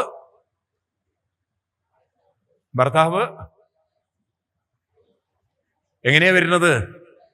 വളരെ വൃദ്ധനായിട്ട്. പറഞ്ഞു, ദേവി കോലത്തിലാക്കി എൻ്റെ ജീവിതമല്ലേ. ദേവി പറഞ്ഞ അനുഭവിക്കും മനുഷ്യ. എന്നാൽ ഈ ഭർത്താവായ യയാതി ഗുരുവിനോട് ചോദിച്ചു, എനിക്ക് യൗവനം തിരിച്ചു തരണം, ഞാൻ അറിയാതെ ഒരു അബദ്ധം പറ്റിയതല്ലേ, ശപിക്കണമെന്ന് പറഞ്ഞു. മക്കളോട് ചോദിച്ചു മേടിക്കാൻ. ആരോട്? മക്കളോട്. യയാതി വീട്ടിലെത്തി മൂത്തവനെ വിളിച്ചു. അവൻ്റെ പേര് യദു എന്നാണ്. യദു, അച്ഛന് കുറച്ചു കാലമൊക്കെ യൗവനം വേണമെന്നുണ്ട്, ഞാൻ നിനക്ക് തിരിച്ചു തരാം, കുറച്ചു കാലം നീ ആ യൗവനം എനിക്ക് തരണമെന്ന്. അവൻ പറഞ്ഞു, അച്ഛന്മാരെയൊന്നും വിശ്വസിക്കാൻ പറ്റില്ല എന്നാണ്. ചിലപ്പോൾ തിരിച്ചു തന്നില്ലെങ്കിലോ ഒന്ന്. യദു കൊടുത്തില്ല അച്ഛന്. അങ്ങനെ യദുവിനെ ശപിച്ചു, നിന്റെ വംശത്തിന് ഒരു കാലത്തും രാജാധികാരം കിട്ടാതെ പോട്ടെ. ആ യദുവിൻ്റെ വംശത്തിലാണ് പിൽക്കാലത്ത് ആര് ജനിക്കുന്നത്? കൃഷ്ണൻ ജനിക്കുന്നത്. പിന്നീട് അടുത്ത ആള്, അയാളും കൊടുത്തില്ല. മൂന്നാമത്തെ ആളും കൊടുത്തില്ല. നാലാമത്തെ ആളും കൊടുത്തില്ല. പാവം കളവനായിട്ടിരിക്കുക. അപ്പോഴാണ് അഞ്ചാമത്തെ പുത്രൻ, അദ്ദേഹം അഞ്ചാമത്തെ മകൻ, പെരുമ്പാവൂരുകാരനായിരുന്നേ. എനിക്ക് നിങ്ങളുടെ നാടിൻ്റെ പേരിങ്ങനെ പറയുമ്പോൾ നിങ്ങൾക്കൊരു സന്തോഷാവില്ലേ? അച്ഛൻ്റെ അടുത്ത് ചെന്നു. അച്ഛൻ്റെ അടുത്ത് ചെന്നിട്ട് കൈകൂപ്പിക്കൊണ്ട് പറഞ്ഞു, അച്ഛൻ എന്തോ ദുഃഖമുണ്ടെന്ന് പറഞ്ഞു. കണ്ടില്ലടാ എൻ്റെ വാർദ്ധക്യം. എനിക്ക് വാർദ്ധക്യം മാറണമെങ്കിൽ മക്കളാരെങ്കിലും യൗവനം തരണം. ഇത് കേട്ടതും പുരു അച്ഛൻ്റെ മുന്നിൽ കൈകൂപ്പിക്കൊണ്ട് കരഞ്ഞുകൊണ്ട് പറഞ്ഞു, അച്ഛനത് ചോദിക്കാൻ ഇടവന്നില്ലേ? ഞാൻ അത്ര യോഗ്യതയില്ലാത്തൊരു മകനായല്ലോ. ഉത്തമനായ പുത്രൻ ചോദിക്കാതെ കൊടുക്കുന്നവനാണ്. മധ്യമനാണ് ചോദിച്ചു കൊടുക്കുന്നവൻ. അധമനായിട്ടുള്ളവൻ ഒട്ടും കൊടുക്കാത്തവനാണ്. എന്നെ അങ്ങനെ മധ്യമനാക്കിയല്ലോ അച്ഛൻ എന്ന് പറഞ്ഞ തൻ്റെ യൗവനം ആർക്ക് കൊടുത്തു? അച്ഛന് കൊടുത്തു. അത് കഴിഞ്ഞ് പുരുഭാവം വൃദ്ധനായി. അച്ഛൻ നല്ല ജീൻസ് പാൻറ്റും ടീഷർട്ടും ഇട്ട് നടക്കുക. ഈ മകനാണെങ്കിൽ ഖാദി മുണ്ടും ഒരു കുർത്തിയിട്ടിട്ട് നടക്കുക. അച്ഛൻ ആരാ മകൻ ആരാന്നുള്ളത് അറിയില്ല. ഇപ്പം മകന്റെ സ്ഥാനത്ത് അച്ഛനും അച്ഛൻ്റെ സ്ഥാനത്ത് മകനും ഈ കോലത്തിലാണ്. അങ്ങനെ കാലം മുന്നോട്ട് പോയി. ഒരു ദിവസം മകനെ വിളിച്ച് അവൻ്റെ യൗവനം തിരിച്ചു കൊടുത്തുകൊണ്ട് പറഞ്ഞു, തൻ്റെ പത്നിമാരോട് പറഞ്ഞു, ഇനി എനിക്ക് യാത്ര തരണം.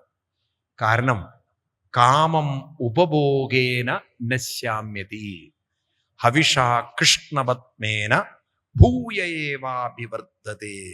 ഈ കണ്ടുപിടുത്തുണ്ടല്ലോ 19-ാം അധ്യായം 9-ാം സ്കന്ധത്തില് 14-ാം അധ്യായത്തില് യയാതി പറയുന്ന ഒരു വാക്കുണ്ട്. എല്ലാവരും ശ്രദ്ധിക്കണേ. നിങ്ങളുടെ ജീവിതത്തിൽ എന്തെല്ലാം ലൗകികതയും, നിങ്ങൾ കുറെ TV കാണുമായിരിക്കാം, കുറെ മൊബൈലിൽ തോണ്ടുമായിരിക്കാം, കുറെ ലൗകിക ജീവിതത്തെ ചിന്തിക്കുകയായിരിക്കാം. പക്ഷെ ഇതൊന്നും നിങ്ങളുടെ മനസ്സിനെ ശക്തിപ്പെടുത്തില്ല, തൃപ്തിപ്പെടുത്തില്ല. മനസ്സിന് ശക്തിയും തൃപ്തിയും ഉണ്ടാവണമെങ്കിൽ ഇതിൽ നിന്നൊക്കെ മനസ്സിനെ മാറ്റിയെടുക്കണം. സർവത്ര സംഘമുത്സൃജ്യ ആത്മോപം, സർവത്ര സംഘമുത്സൃജ്യ സമസ്ത സംഘമുത്സൃജ്യ ആത്മാനുഭൂത്യ വിദുതത്രിലിംഗ പരേമലേ ബ്രഹ്മണി വാസുദേവേ ലേഭേ ഗതിം ഭാഗവതിം പ്രതീത സർവത്ര സംഘമുത്സൃജ്യ സ്വപ്നോപമേന ഭാർഗവീ കൃഷ്ണേ മനസ്സമാവേശ്യ വിദുനോധി അലിംഗം ആത്മന. ഇനി ഇതെല്ലാം ഞാൻ വിട്ടുകൊണ്ട് എൻ്റെ മനസ്സിനെ ഭഗവത് നാമസ്മരണയിലേക്ക് അർപ്പിക്കാനായി ഞാൻ ഇവിടെ നിന്നും പോവുകയാണ്. ഇത് കേട്ടപ്പോൾ 2 പത്നിമാരും ഭർത്താവിനോടൊപ്പം തപസ്സിനായി പോയി എന്നാണ്. ഇപ്പൊ നോക്കൂ, നിങ്ങൾ ലൗകിക ജീവിതത്തിൻ്റെ സുഖങ്ങളൊക്കെ അനുഭവിച്ച് കാലം മുന്നോട്ട് പോകുന്തോറും തിരിച്ചറിവ് വേണം. മനോബലവും ആത്മതൃപ്തിയും ഉണ്ടാവണമെങ്കിൽ അനുഷ്ഠാനമല്ലാതെ വേറൊരു, കേട്ടില്ല, അനുഷ്ഠാനമല്ലാതൊരു വഴിയില്ല. അന്യപന്ഥ അയനായ വിദ്യതേ. നിങ്ങൾ ഈ ഭാഗത്തൊക്കെ വേദം പഠിക്കാറുണ്ടോ? ആരെങ്കിലും? സായി സമിതിക്കാരൊക്കെ ധാരാളം വേദം പ്രചരിപ്പിക്കാറുണ്ട്. ഇവിടെയുണ്ടോ അങ്ങനെ? പുരുഷ സൂക്തമൊക്കെ കേട്ടവരുണ്ടോ? പഠിക്കാറുണ്ടോ? പഠിച്ചിട്ടുള്ളവരുണ്ടോ? എത്ര പേര്? സഹസ്രശീർഷ പുരുഷ സഹസ്രാക്ഷ സഹസ്രപാൽ സഭൂമിം വിശ്വതോ വൃത്വാത്യതിഷ്ഠ ദശാങ്കുൽ. കേട്ടിട്ടുണ്ടോ? അതിൽ പറയും അന്യപന്ഥ അയനായ വിദ്യതേ. അന്യപന്ഥ, ഇതല്ലാതെ വേറൊരു പന്ഥാവ്, വഴി വേറെ ഇല്ല. ഏത് വഴിയല്ലാതെ? അനുഷ്ഠാനത്തിൻ്റെ വഴിയല്ലാതെ. ഇപ്പൊ പ്രായമാകും തോറും കുറച്ചു നേരമൊക്കെ നിവർന്നിരുന്ന് ജപവും ധ്യാനവും ജീവിതത്തിൻ്റെ ഒരു ഭാഗമാക്കണം. ശങ്കരാചാര്യസ്വാമികൾ പറയും, പ്രായമാകും തോറും എന്ത് ചെയ്യണം? ഗേയം ഗീതാനാമസഹസ്രം ദേയം ശ്രീപതിരൂപമജസ്രം നേയം സജ്ജനസംഘേ ചിത്തം ദേയം ദീനജനായ ച വിത്തം ഭജ ഗോവിന്ദം ഭജ ഗോവിന്ദം ഗോവിന്ദം ഭജ മൂഢമതേ. എന്താ പറയുന്നത്? ഗീതാനാമസഹസ്രം. എന്തു ചൊല്ലിപ്പഠിക്കണം? ഗീതയും നാമസഹസ്രം എന്ന് വെച്ചാൽ സഹസ്ര നാമങ്ങളൊക്കെ ചൊല്ലിപ്പഠിക്കണം. ഒരു പ്രായമായി കഴിഞ്ഞാൽ മെനക്കെടണം. കാലത്തൊക്കെ എണീറ്റ് വിഷ്ണു സഹസ്രനാമവും വൈകുന്നേരം ഇതൊക്കെ പ്രായമാകുമ്പോൾ അങ്ങോട്ട് ചൊല്ലിപ്പഠിക്കുക. ഇനി എന്ത് ചെയ്യണം? ധ്യേയം ശ്രീപതി രൂപം. കുറച്ച് സമയം ഇരുന്ന് ധ്യാനമൊക്കെ പരിശീലിക്കുക. ഓങ്കാരാദി മന്ത്രങ്ങളൊക്കെ ചൊല്ലണം. ഇനി എന്ത് ചെയ്യണം? നേയം സജ്ജന സംഘേ ചിത്തം. ചിത്തം ആരുടെ അടുത്തേക്ക് വിടണം? സത്സംഗങ്ങൾക്ക് വിടണം. മനസ്സിലായില്ലേ? ദേയം ദീനജനായ ച വിത്തം. മറ്റുള്ളവർക്ക് കുറച്ചൊക്കെ നന്മ, നല്ല കാര്യത്തിനൊക്കെ ഇത്തിരി ഉള്ളത് പങ്കുവെക്കണം. അപ്പോഴാണ് നമ്മൾ ഇനിയൊരു ജന്മം വരുമ്പോൾ നമ്മളെ സഹായിക്കാൻ വല്ലവരും എന്താ മിണ്ടാത്തത്? നല്ലതിനൊക്കെ പണം കൊടുത്താൽ നമ്മൾക്കൊരു കഷ്ടകാലം വരുമ്പോൾ നമ്മളെയും സഹായിക്കാൻ പറയൂ ആളുണ്ടാവും. മനസ്സിലാവുണ്ടല്ലേ? അപ്പം ജീവിതത്തിൽ പലപ്പോഴും അപ്രതീക്ഷിതമായ അവിചാരിതമായ സഹായം കിട്ടുന്നത് ആർക്കാന്നറിയോ? കൊടുത്തു വെച്ചാലേ കിട്ടുള്ളൂ. കൊടുത്തു വെക്കാത്തവരെയാണ് ആരും സഹായിക്കുക. അതുകൊണ്ടാണ് ആക്സിഡന്റ് ഒക്കെ പറ്റി റോട്ടിൽ കിടക്കുമ്പോൾ ഒരാൾ തിരിഞ്ഞു നോക്കാത്തത്. മനസ്സിലാവുണ്ടല്ലോ? തിരിഞ്ഞു നോക്കാത്തത്. ഇതൊക്കെ എന്തുകൊണ്ടാണ് തിരിഞ്ഞു നോക്കാത്തത്? അതിനെന്തോ ഒരു അർഹത ഇല്ലാതെ പോയി അവര്. എന്നാൽ ചിലവരെ സഹായിക്കാൻ എത്ര ആളുകളുണ്ട്, ഇല്ലേ? ഉണ്ടോ ഇല്ലയോ? എത്രയോ ആളുകൾ സഹായിക്കാനാണ്. അപ്പൊ നമ്മൾ നല്ലതിൽ ചേർന്ന് നല്ലത് പങ്കുവെക്കുമ്പോൾ നമ്മുടെ കൂടെയും ആരെങ്കിലും ഉണ്ടാവും. മനസ്സിലാവുണ്ട നിക്ക്? കാരണം every action has ഈക്വലൻ opposite reaction. താൻ നിരന്തരം ചെയ്യുന്ന കർമ്മങ്ങൾ താൻ അനുഭവിക്കണം. അപ്പൊ ഇതൊക്കെ ബോധം ഉണ്ടാവും. ഇപ്രകാരമൊക്കെ ആ ഒരു കഥകളൊക്കെ പറഞ്ഞ് യയാതി തപസ് ചെയ്യാൻ പോയി. അങ്ങനെ ഭഗവാനിൽ മനസ്സ് അർപ്പിക്കാൻ സാധിച്ച ആളാണ് ആര്? യയാതി. അവസാനം ആ പൂർണ്ണതയിലേക്ക് എത്തിച്ചേർന്നു എന്നാണ്. ഈ ചരിത്രമാണ് യയാതി ചരിതം. ഇത് കഴിഞ്ഞ് നമ്മൾ ഇനി നേരെ കാണാൻ പോകുന്നത് കൃഷ്ണാവതാരത്തിലേക്കാണ്. അതിൻ്റെ ഇടയ്ക്ക് വേറെ ഒരുപാട് കഥകളുണ്ട്. പക്ഷെ പറഞ്ഞാൽ നമുക്ക് കൃഷ്ണാവതാരം ലേറ്റ് ആവും. അതുകൊണ്ട് ഞാൻ നേരെ ദശമസ്കന്ധത്തിലേക്ക് കടക്കുകയാണ്. ഭാഗവതത്തിലെ ദശമസ്കന്ധം കൃഷ്ണാവതാരം കൊണ്ട് ധന്യമാണ്. ഭാരതത്തിൽ അവതരിച്ച അവതാരങ്ങളിൽ വെച്ച് ഏറ്റവും സർവശ്രേഷ്ഠ അവതാരമൂർത്തിയായിട്ടാണ് കൃഷ്ണാവതാരം കണക്കാക്കിയിട്ടുള്ളത്. എന്താണ് കൃഷ്ണന്റെ മഹത്വം എന്നാണെങ്കിൽ, ഏത് വേഷവും ചേർന്ന ആളായിരുന്നു ആര്? കുട്ടിക്കാലം മുതലേ ആ പേര് തന്നെ കൃഷ്ണൻ എന്നാണ്. കൃഷ്ണൻ എന്ന വാക്കിന്റെ അർത്ഥം എന്താണ്? കർഷണം, ആകർഷണമുള്ളവൻ, ആകർഷിക്കുന്നവൻ. ആകർഷണമായിരുന്നു ആര്? കൃഷ്ണൻ.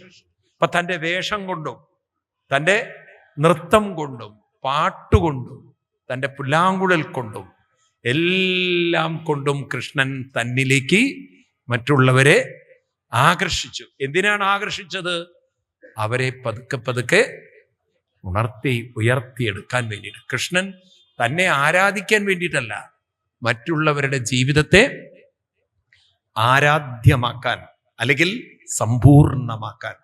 കൃഷ്ണൻ അങ്ങനെ സ്വയം മറ്റുള്ളവർക്ക് വേണ്ടി ജീവിതം സമർപ്പിച്ച അവതാരമൂർത്തിയായിരുന്നു. ജീവിതത്തിലൊട്ടനീളം നിങ്ങൾക്കത് കാണാൻ സാധിക്കും. ശരീരം ഉപേക്ഷിക്കുന്നത് വരെ വെറുതെ ഇരുന്നില്ല കൃഷ്ണൻ. കൃഷ്ണൻ തന്നെ 4-ാം അധ്യായത്തിൽ പറയും, അർജുന, ഞാൻ അല്പനേരം വെറുതെ ഇരുന്നാൽ ലോകത്തിലുള്ളവരും വെറുതെ ഇരിക്കും. അതുകൊണ്ട് നമ്മെ പാർത്ഥാസ്തി കർത്തവ്യം. എനിക്ക് പ്രത്യേകിച്ചൊന്നും ചെയ്യാനില്ല, പക്ഷെ ഞാൻ വർത്തയേവ, ഞാൻ നിരന്തരം ഓരോ കർമ്മത്തിൽ നിരതനായി മുഴുകിയിരിക്കുകയാണ്. എന്തിനു വേണ്ടിയിട്ട്? ലോകസംഗ്രഹമേവാഭി. എന്തിനു വേണ്ടിയിട്ട്? എന്തിനു വേണ്ടിയിട്ടാണ്? ലോകസംഗ്രഹത്തിന് വേണ്ടി. അവതാരമൂർത്തിയായ കൃഷ്ണൻ തൻ്റെ ജീവിതത്തിൽ എപ്പോഴും ലോകസംഗ്രഹത്തിന് വേണ്ടി പ്രവർത്തിച്ചിട്ടുണ്ടെങ്കിൽ ആ കൃഷ്ണഭക്തന്മാരായ നമ്മളും അല്പം കുറച്ച് സമയമൊക്കെ എന്തിനു വേണ്ടി ചെലവഴിക്കണം?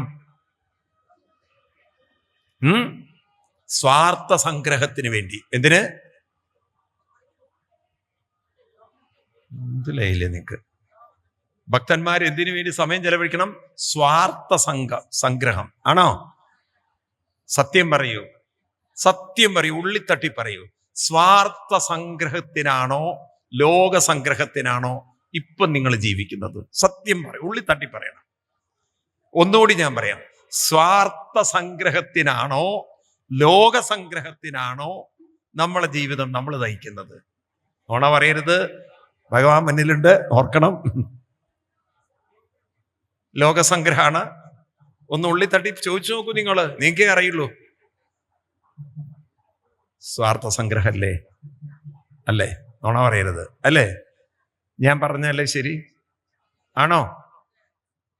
എന്താ സമ്മതിക്കാൻ ഇത്തിരി മസിൽ പിടിക്കണം നിങ്ങള്? സ്വാർത്ഥ സംഗ്രഹല്ലേ? ആണോ? ആ, ഇനി അത് മാറ്റണം. എന്താക്കണം? സ്വാർത്ഥ സംഗ്രഹമല്ല. ഭഗവാൻ തന്നെ അവതരിച്ചിരിക്കുന്നത് സ്വാർത്ഥ സംഗ്രഹത്തിനാണോ? അല്ല. എന്തിനാണ്? അപ്പൊ മറ്റുള്ളവരുടെ കൂടെ ചേർന്ന് നാമം ചൊല്ലാനും മറ്റുള്ളവർക്കൊരു മോട്ടിവേഷൻ ആവാനൊക്കെ നമുക്ക് ശ്രമിക്കണ്ടേ? വേണോ വേണ്ടയോ? വീടിന്റെ ചുമരുകൾക്കുള്ളിലിരുന്ന് ടിവിയും കണ്ട് മൊബൈലും തോണ്ടി ഇരിക്കുന്നവരാണോ ഭക്തന്മാര്? അല്ല. അപ്പൊ അവര് മുന്നിലേക്ക് ഇറങ്ങണം. ക്ഷേത്രങ്ങളിലൊക്കെ പോയി ഒന്നിച്ചിരുന്ന് നാമജപത്തിനൊക്കെ നേതൃത്വം കൊടുക്കണം. തയ്യാറാണോ? അതിന്റെ പേരാണ് ലോകസംഗ്രഹം. പറയൂ. രോഗസംഗ്രഹമല്ല. വീട്ടിലിരുന്ന രോഗസംഗ്രഹമേ ഉള്ളൂ. ഇതിന്റെ പേര് ലോകസംഗ്രഹം. അതിനുവേണ്ടി ജീവിതം കൊണ്ട് നടക്കണം. തയ്യാറാണോ? കേട്ടതേ ഇല്ല. നിങ്ങളിപ്പോ അങ്ങനെ സുഖിച്ച് ഭാഗവതമൊന്നും കേൾക്കണ്ട. എന്താണോ ഭാഗവതത്തിലൂടെ നമുക്ക് തരുന്ന നിർദ്ദേശം അത് കുറെയൊക്കെ നമ്മൾ അനുസരിച്ചില്ലെങ്കിൽ ഭാഗവതം കേട്ടിട്ടും കാര്യമൊന്നുമില്ല. ചെറിയ ചെറിയ മാറ്റങ്ങൾ നമ്മുടെ ജീവിതത്തിൽ വേണ്ടേ? വേണോ? അപ്പൊ തീരുമാനിക്കണം. ഇനി മുതൽ ഞാൻ സ്വാർത്ഥ സംഗ്രഹത്തിനല്ല, സ്വാർത്ഥ സംഗ്രഹം രോഗസംഗ്രഹമായി മാറും. എന്നാൽ ഞാൻ എൻ്റെ ജീവിതം ഇതിനു വേണ്ടി ലോകസംഗ്രഹമേവാഭി സമ്പശ്യൻ കർത്തുമർഹതി. അതാണ് കൃഷ്ണന്റെ ആറ്റിറ്റ്യൂഡ്.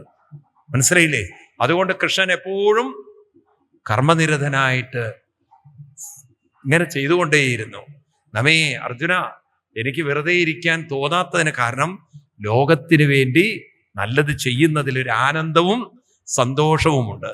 നിങ്ങൾ നോക്കൂ, നിങ്ങളത് നാമജപ സംസ്കാരവും എല്ലാവരും ഇങ്ങനെ ഒന്നിച്ചിരുന്ന് ചൊല്ലുന്നതിലൊരു ആനന്ദമൊക്കെ കിട്ടിയല്ലോ. പിന്നെ നിങ്ങൾക്ക് വെറുതെ ഇരിക്കാൻ തോന്നില്ല. നിങ്ങൾക്കത് മനസ്സിലാവും ഇതെന്തോ ഒരു മടുപ്പാണെന്ന്. പിന്നെ എനിക്കുണ്ടല്ലോ, എൻ്റെ തൊണ്ട കംപ്ലീറ്റ് പോയിരിക്കുകയാണേ. കാരണം അങ്ങനെ കണ്ടിന്യൂസ് നോൺ സ്റ്റോപ്പ് പറഞ്ഞ് തൊണ്ടയ്ക്ക് നല്ല പ്രശ്നമുണ്ട്. എന്നാലും ഇതിലൊരു ആനന്ദമുണ്ട്. ഈ ഭാഗവതം പറയുന്നതിലൊരു രസമുണ്ട്. കാരണം അതൊരു ആനന്ദമാണത്, അതൊരു സന്തോഷമാണത്. ഞാൻ മനസ്സിലാക്കിയ കാര്യം പങ്കുവെക്കുക എന്നുള്ളത് അതൊരു നല്ല കാര്യമല്ലേ? അപ്പം ആരോഗ്യപരമായ പല പ്രശ്നങ്ങളും ചിലപ്പോൾ വരും. എന്നാലും ഇതിലൊരു ഇതുപോലെ നിങ്ങൾ നോക്കൂ, നിങ്ങളിങ്ങനെ നാമജപത്തിലും മറ്റും ഇങ്ങനെ മുഴുകാൻ തുടങ്ങിക്കഴിഞ്ഞാൽ പിന്നെ നിങ്ങൾക്കതിന് പോയില്ലെങ്കിൽ ഒരു വിഷമം വരും. അതൊരു വലിയൊരു ആവേശമായി മാറും. മനസ്സിലായില്ലേ? അതൊരു ഊർജമാണത്, ഭയങ്കര ഒരു സന്തോഷമാണ്. നിങ്ങൾ ആരെങ്കിലും ഇവിടെ പുരി ജഗന്നാഥ ക്ഷേത്രത്തിൽ പോയിട്ടുണ്ടോ? പോയിട്ടുണ്ട്.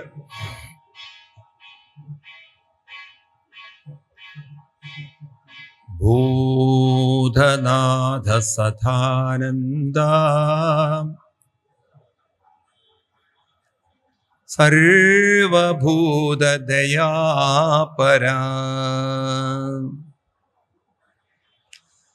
രക്ഷ രക്ഷ മഹാബാഹോ ശാസ്ത്രേ തുഭ്യം നമോ നമഃ. ഭൂതനാഥ സദാനന്ദ സർവഭൂതദയാപരാ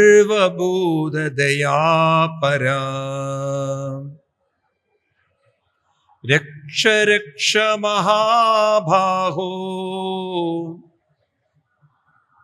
ശാസ്ത്രേ തുഭ്യം നമോ നമഃ. ഭൂതനാഥ സദാനന്ദ സർവഭൂതദയാപരാ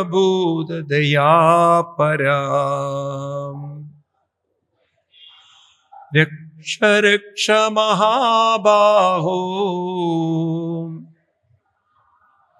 ശാസ്ത്രേ തുഭ്യം നമോ നമഃ.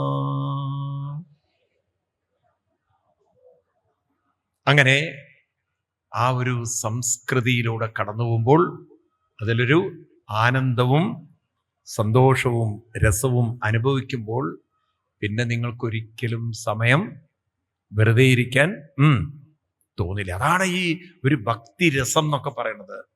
അതൊരു ജീവിതചര്യകളാക്കി നമുക്ക് കൊണ്ടുവരാൻ സാധിക്കണം. കൃഷ്ണൻ ഒരു നിമിഷം പോലും ജീവിതം സ്വാർത്ഥതയ്ക്ക് വേണ്ടി, സ്വാർത്ഥ സുഖത്തിന് വേണ്ടി ജീവിച്ചില്ല. കൃഷ്ണൻ എങ്ങനെയാ ജീവിച്ചത്? ആ വാക്ക് മറക്കരുത്. എങ്ങനെയാ ജീവിച്ചത്? ലോകസംഗ്രഹം ഏവാപി, ലോകത്തിന്റെ നന്മയ്ക്ക് വേണ്ടി, ലോകത്തിന് വേണ്ടി ജീവിച്ച അവതാരമൂർത്തിയാണ് ആര്? കൃഷ്ണൻ. നമ്മളത് സ്വാർത്ഥത്തിലേക്കാക്കി. അമ്പലത്തിൽ പോകുന്നവരൊക്കെ അവരവരുടെ സ്വാർത്ഥം പ്രാർത്ഥിക്കാൻ പോകും ആണോ? തൻ്റെ സ്വാർത്ഥ സുഖങ്ങൾ, തൻ്റെ കുടുംബകാര്യങ്ങൾ, അല്ലാതെ നാമം ജപിക്കണം, നാമം ജപിപ്പിക്കണം എന്നുള്ള ചിന്തയുള്ളവർ വളരെ കുറഞ്ഞുപോയി. നമുക്കത് മാറ്റണം. കൃഷ്ണൻ ലോകസംഗ്രഹത്തിനാണ്, നമ്മളും ലോകസംഗ്രഹത്തിന് വേണ്ടി ജീവിതത്തെ അങ്ങോട്ട് വിട്ടുകൊടുത്താൽ കാണാം ഒരു രസം, ആനന്ദരസം. ജീവിതം കടന്നു പോകുന്നത് അറിയില്ല, സമയം എങ്ങനെ അങ്ങോട്ട് പോവും. അത്രയും ഒരു രസമാണ്. ഏതായാലും ആ കൃഷ്ണന്റെ കഥയൊന്ന് വിസ്തരിച്ച് പറഞ്ഞു തരൂ എന്ന് പറഞ്ഞപ്പോൾ ശ്രീശുക ബ്രഹ്മർഷി ആ കഥയിലേക്ക് കടക്കുകയാണ്. ശ്രീശുക ബ്രഹ്മർഷി പരീക്ഷത്തിന് കൃഷ്ണകഥ പറഞ്ഞു കൊടുക്കുകയാണ്. എവിടെയാ കൃഷ്ണൻ അവതരിച്ചത്? യു പിയിലെ മഥുര എന്ന് പറയുന്ന സ്ഥലത്താണ്. ഞാൻ നേരത്തെ നിങ്ങളോട് പുരി ക്ഷേത്രത്തിൻ്റെ ഒരു കാര്യം പറഞ്ഞിട്ടാണ് തുടങ്ങിയത്. ഇപ്പം അത് പറയാൻ പോയാൽ നമ്മുടെ സമയം തെറ്റും. അതുകൊണ്ട് ഞാനൊന്ന് മാറ്റിവെച്ചു. അപ്പോ എവിടെയാണ് ഭഗവാൻ അവതരിക്കുന്നത്? മഥുര. മഥുരയിൽ അന്ന് രാജ്യം ഭരിച്ചത് ഉഗ്രസേനൻ എന്ന ഒരു രാജാവാണ്. ആനർത്തക വംശം എന്ന് പറയും. ഇതാണ് ഓരോ വംശങ്ങള്. ആനർത്തക വംശം. ഈ വംശത്തിൽപ്പെട്ട ഉഗ്രസേന രാജാവ്. ഇത് കൃഷ്ണന്റെ ഒരു അമ്മാവനും കൂടിയാണ്. കാരണം എങ്ങനെയാണ് അമ്മാവനാവുന്നത്? ഉഗ്രസേനന്റെ സഹോദരനായിരുന്നു ദേവകൻ. ആരാണ്? ദേവകൻ. ദേവകന്റെ മക്കളായിരുന്നു ദേവകി, രോഹിണിയും ദേവകിയും ഒക്കെ. ഇപ്പൊ ഈ രോഹിണിയൊക്കെ കല്യാണപ്രായമായപ്പോ ആർക്കാ കല്യാണം കഴിച്ചു കൊടുക്കുക എന്നൊരു ചർച്ച വന്നപ്പോ അങ്ങനെ എല്ലാവരും കൂടി പറഞ്ഞു, യാദവ വംശത്തിലെ ശൂരസേനപുത്രനായ വസുദേവർക്ക് കൊടുക്കുക. അപ്പൊ വസുദേവർ അന്ന് നല്ലൊരു സംസ്കാരമുള്ള ഒരാളായിരുന്നു. അതുകൊണ്ടാണ് ഈ കൊട്ടാരത്തിൽ നിന്നും വസുദേവർക്ക് പെൺകുട്ടിയെ കൊടുത്തത്. അങ്ങനെ പെൺകുട്ടിയൊക്കെ കൊടുത്ത് കല്യാണമൊക്കെ കഴിഞ്ഞു. അവര് ജീവിതം ആരംഭിച്ചു. അങ്ങനെ കാലം മുന്നോട്ട് പോയി. കുഞ്ഞുങ്ങളൊന്നും ഉണ്ടായില്ല. ഇതിൻ്റെ ഇടയ്ക്കാണ് ദേവകീദേവിയുടെയും കല്യാണപ്രായം. ഇപ്പൊ ദേവകീദേവി ആർക്കാ കൊടുക്കേണ്ടത്? അതിങ്ങനെ ആലോചിച്ചപ്പോ എല്ലാവരും പറഞ്ഞു, വസുദേവര് നല്ല മനുഷ്യനല്ലേ. അപ്പൊ അന്നൊക്കെ ഒന്നിലധികം കല്യാണം കഴിക്കണ കാലാണ്. ഇന്നത്തെ പോലെ ഒരാളെ കല്യാണം കഴിക്കണ കാലല്ല. ഒന്നിൽ അധികമൊക്കെ കല്യാണം കഴിക്കും. അപ്പൊ എന്നാ പിന്നെ ആർക്ക് തന്നെ കൊടുക്കാം? വസുദേവർക്ക് തന്നെ കൊടുക്കാം. ഇതിനിടയ്ക്ക് എന്തുണ്ടായി? ഈ ഉഗ്രസേനന്റെ പുത്രനായിരുന്നു മഹാദുഷ്ടനും നീചനും ക്രൂരനുമായ കംസൻ. അദ്ദേഹത്തിൻ്റെ ഒരു വളർത്തുപുത്രനാണ് വാസ്തവത്തിൽ.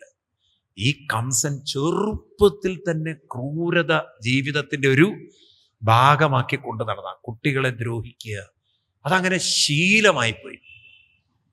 അപ്പോ കംസൻ ദേവകീദേവിയുടെയും വസുദേവരുടെയും കല്യാണമൊക്കെ കഴിഞ്ഞപ്പോ രഥമൊക്കെ തയ്യാറാക്കി വരന്റെ ഗൃഹത്തിൽ വധുവിനെ കൊണ്ടുവിടണ്ടേ. തേര് സാരഥി എടുത്തവൻ പറ, ഏയ് ഇടോ മാറി നിൽക്ക്, എന്റെ സഹോദരിയെ ഞാൻ കൊണ്ടുവിടുന്നു. സാരഥി എന്ത് ചെയ്യാനാണ്? ധാരകൻ മാറി നിന്നു. കംസൻ കടിഞ്ഞാണെടുത്തു, ദേവകിയെയും വസുദേവരെയും രഥത്തിൽ കൊണ്ടുപോവാണ്. എവിടേക്ക്? വസുദേവ ഗൃഹത്തിലേക്ക്. കല്യാണമൊക്കെ കഴിഞ്ഞു, ഗംഭീര കല്യാണമൊക്കെ ആയിരുന്നു. പോകുന്ന വഴിക്കാണ് ഒരു ഉഗ്രൻ ശരീരി. നേരത്തെ ഒരു ശബ്ദം കേട്ടില്ലേ നമ്മള്? അതുപോലൊരു ഉഗ്രൻ ടിമ്പരടി. കംസൻ അങ്ങോട്ട് ഞെട്ടിപ്പോയി. എന്താണ്? അഷ്ടമോ ഗർഭോ ഹന്തേതി ഹന്തേതി ഹന്തേതി ഹന്തേതി ഹന്തേതി. ഇവളുടെ 8ാമത്തെ ഗർഭം നിന്നെ കൊന്നുകളയുന്നു. ഹേ മന്ദ അഷ്ടമോ ഗർഭോ ഹന്തേതി. കംസൻ പൊതുവെ ക്രൂരനാണ്, ദുഷ്ടനാണ്, നീചനാണ്. ആ കൺട്രോള് പോയി. കടിഞ്ഞാണൊക്കെ വിട്ടു. പിന്നെ കടിഞ്ഞാണ് പോലെ പിടിക്കുന്നത്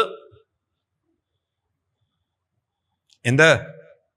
ദേവകീദേവിയുടെ മുടിയെല്ലാം വലിച്ച് ചുരുട്ടി പിടിച്ച് പുറത്തേക്ക് രയറാണ്. രാജാവാണല്ലോ, അപ്പം ഉറയിലെപ്പോഴും ആള് വലിച്ചൂരി മുടിയെല്ലാം വലിച്ചു പിടിച്ചെടുത്ത് ഇട്ടാ നിൽക്കുകയാണ്. എൻ്റെ അന്തകനെ നീ പ്രസവിക്കില്ലേ, എൻ്റെ അന്തകനെ നീ പ്രസവിക്കില്ലേ. പാവം ദേവി വിളറിപ്പോയി. എന്താ കേൾക്കുന്നത്? കല്യാണം കഴിഞ്ഞ ഫസ്റ്റ് ഡേ ആണതേ. കിട്ടിയ അനുഭവം നോക്കണം.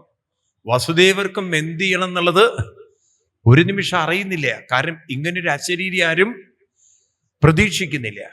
പക്ഷെ വസുദേവർ പെട്ടെന്ന് അങ്ങോട്ടൊരു മാനസികമായിട്ടൊരു നോർമൽ ലെവലിലേക്ക് എത്തി കാൽക്കൽ വീണ് പറഞ്ഞു, അരുത് കംസ, ഇവള് നിന്നെ കൊല്ലുന്നില്ലല്ലോ. എന്താ നീ പറയുന്നത്? ഇവള് നിന്നെ കൊല്ലൂ, നിന്റെ സഹോദരിയല്ലേ, സ്വന്തം സഹോദരിയെ കൊല്ലൂ നീ. അന്നത്തെ കാലത്ത് ഞാൻ പറഞ്ഞു, സ്ത്രീകളെ കൊല്ലുന്നത് ഇന്നലെ പറഞ്ഞു, അത് എന്ത്? ബ്രഹ്മഹത്യ. അരുത് കംസ, ബ്രഹ്മഹത്യ പാപം വിളിച്ചു വരുത്തരുത്, അരുത്. കയ്യും കാലൊക്കെ പിടിച്ചു കരഞ്ഞു പറഞ്ഞു. കംസനാണ്, മാറവിടുന്ന്, ഇവളെ ഞാൻ വെട്ടും തന്നെ. വസുദേവര് പെരുമ്പാവൂരുകാരനായിരിക്കണം. പെട്ടെന്ന് വസുദേവർക്ക് കത്തി ബുദ്ധി വന്നു. കംസ ഇവൾ കൊല്ലുന്നല്ലോ അശരീരി. ആര് കൊല്ലുന്ന? കുട്ടി കൊല്ലുന്നല്ലേ ഉള്ളൂ. ഇവൾ പ്രസവിച്ച ഉടനെ ആ കുട്ടിയെ ഞാൻ നിനക്ക് സമർപ്പിച്ചു കൊള്ളാം. സത്യം സത്യം. ഇത് കേട്ടപ്പോഴാണ് കംസൻ അല്പം ഒരു സമാധാനം. സത്യമാണല്ലോ വസുദേവ, പ്രസവിച്ച അന്ന് എൻ്റെ മുന്നിൽ കുട്ടിയെ കൊണ്ടുവന്ന് സമർപ്പിക്കണം. തയ്യാറാണോ? വസുദേവരെ ഏറ്റു. അങ്ങനെ ദേവകീദേവിയെ കംസന്റെ പിടിയിൽ നിന്നും തൽക്കാലമൊക്കെ മോചിപ്പിച്ച് പിന്നെ രഥമൊന്നുമില്ല, നടന്നുപോയി. നോക്കണം, ഹണിമൂൺ തുടങ്ങിയത് പോയതാ. ഹണിയില്ല, മൂണുമില്ല. അങ്ങനെ രണ്ടും വീട്ടിലെത്തി. ആരെങ്കിലും പ്രസവിക്കുവോ? കൊല്ലാനായി കുട്ടികളെ കൊടുക്കാൻ ആരെങ്കിലും പ്രസവിക്കുവോ? തൽക്കാലം വേണ്ടാന്ന് വയ്ക്കും. ദേവകി പ്രസവിച്ചു. ആ കടിഞ്ഞൂൽ കുഞ്ഞിനെയും കൊണ്ട് നേരെ പോയി കംസന്റെ അടുത്ത് വസുദേവര്.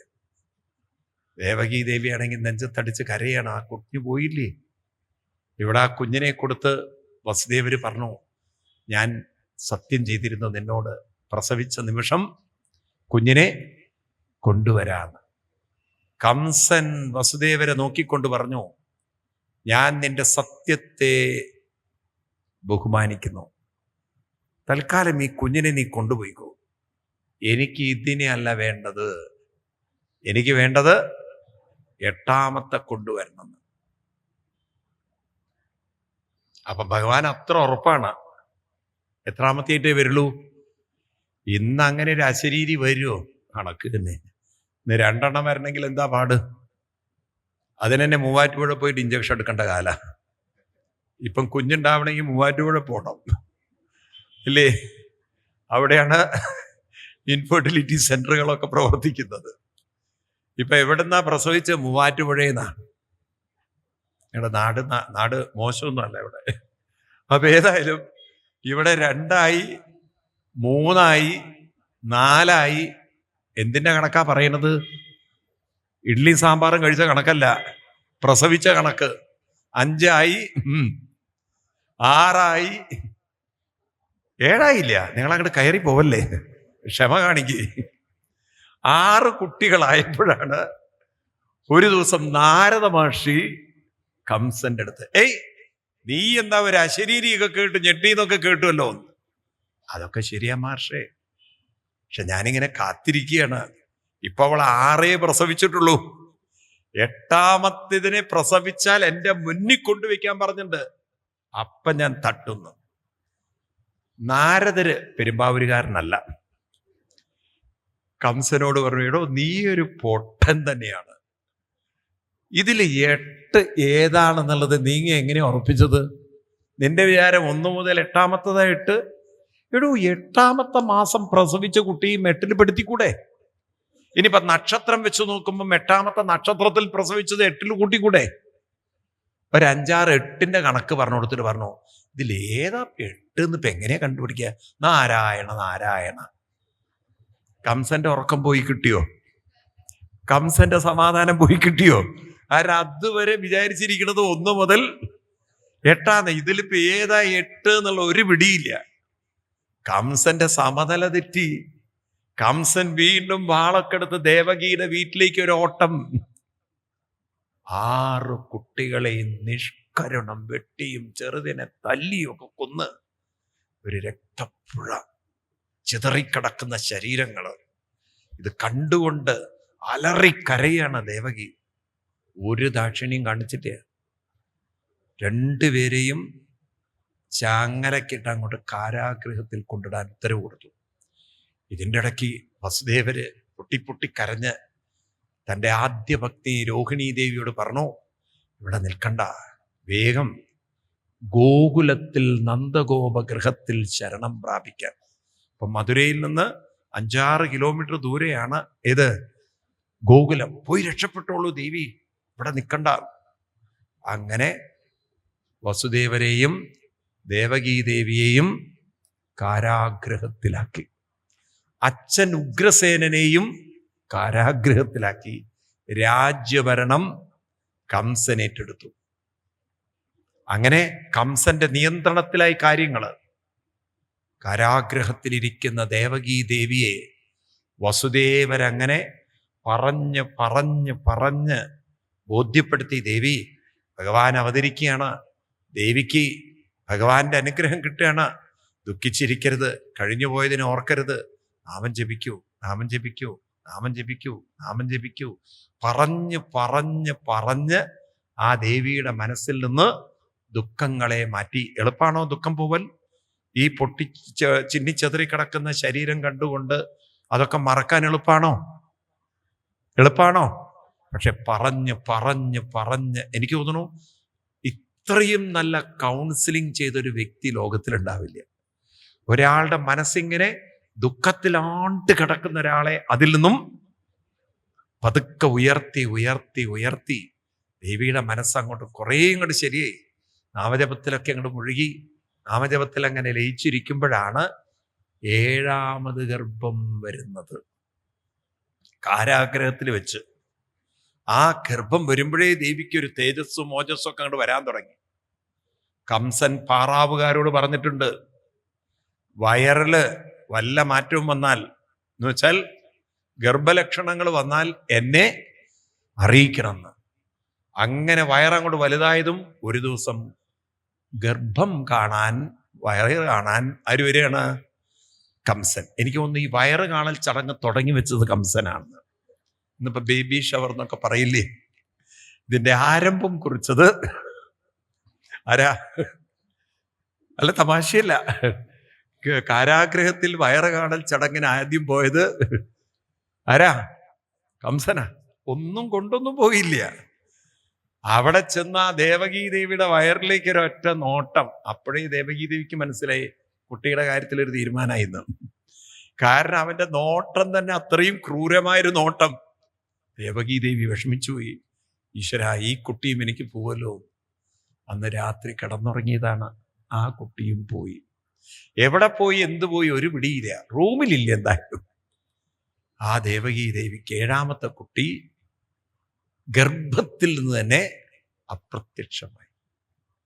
വീണ്ടും ദുഃഖം. നോക്കൂ നിങ്ങൾ, 6 ചല്ലിച്ചതച്ച് കൊന്നത്, 7ാമത്തത് വയറിൽ നിന്നും പോയത്. നല്ല ജീവിതമാണോ അതൊക്കെ? പറയൂ. വേദനകളും ദുഃഖങ്ങളും വിഷമങ്ങളും അല്ലേ? ഇത്രമാത്രം വേദനയിലൂടെ. സ്ത്രീകൾക്കാണെങ്കിൽ ഗർഭം എന്ന് പറയുന്നത് വളരെ സന്തോഷമുള്ള ഒരു കാര്യമാണ്. കാരണം അതൊരു പൂർണ്ണതയുടെ ഒരു ഭാവമാണ് സ്ത്രീകൾക്ക്, ആണോ? ആ ഒരു സമയത്ത് ആ കുഞ്ഞു പോയാൽ ബാക്കി ആര് മരിച്ചാലും കുഴപ്പമില്ല. പക്ഷെ ആ ഗർഭത്തിലെ കുട്ടി പോയാൽ താങ്ങാൻ ഇത്തിരി വിഷമം കൂടുതലാണ്. അത്രമാത്രം ഒരു ഒട്ടൽ ആ കുഞ്ഞിനോട് ഉണ്ടാവും. ആ കുട്ടിയും കൂടെ പോയ ദേവകീ ദേവി വീണ്ടും മാനസികമായി ഡിപ്രഷൻ. അതിൽ നിന്ന് വീണ്ടും പറഞ്ഞ് നാമം ജപിപ്പിച്ച് പതുക്കെ കരകയറ്റി വസുദേവര്.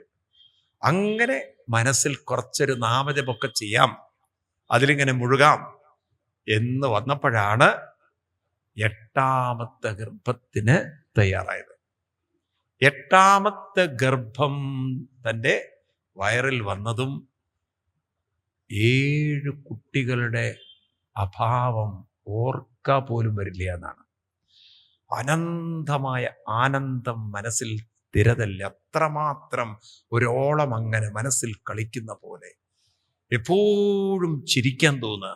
അത്ര ഒരു സന്തോഷവും ആനന്ദവും ശാന്തിയും. ദേവി ഇങ്ങനെ അറിയാതെ നാമങ്ങളൊക്കെ ഇങ്ങനെ ഉള്ളിൽ നിന്ന് ഇങ്ങനെ തികറ്റി പുറത്തേക്ക് വരികയാണ്. അറിഞ്ഞു ചൊല്ലുന്നതല്ല, താനെ വരികയാണ്. ദേവിക്ക് തന്നെ അറിയുന്നില്ല ഇതെന്താ വല്ല ഭ്രാന്ത് ലക്ഷണമാണോ, എന്തിനാ ഞാൻ ചിരിക്കുന്നത്, എന്തിനാ എൻ്റെ ഉള്ളിൽ നിന്ന് ഇങ്ങനെ നാമങ്ങളൊക്കെ വരുന്നത്, ഒന്നും അറിയുന്നില്ല.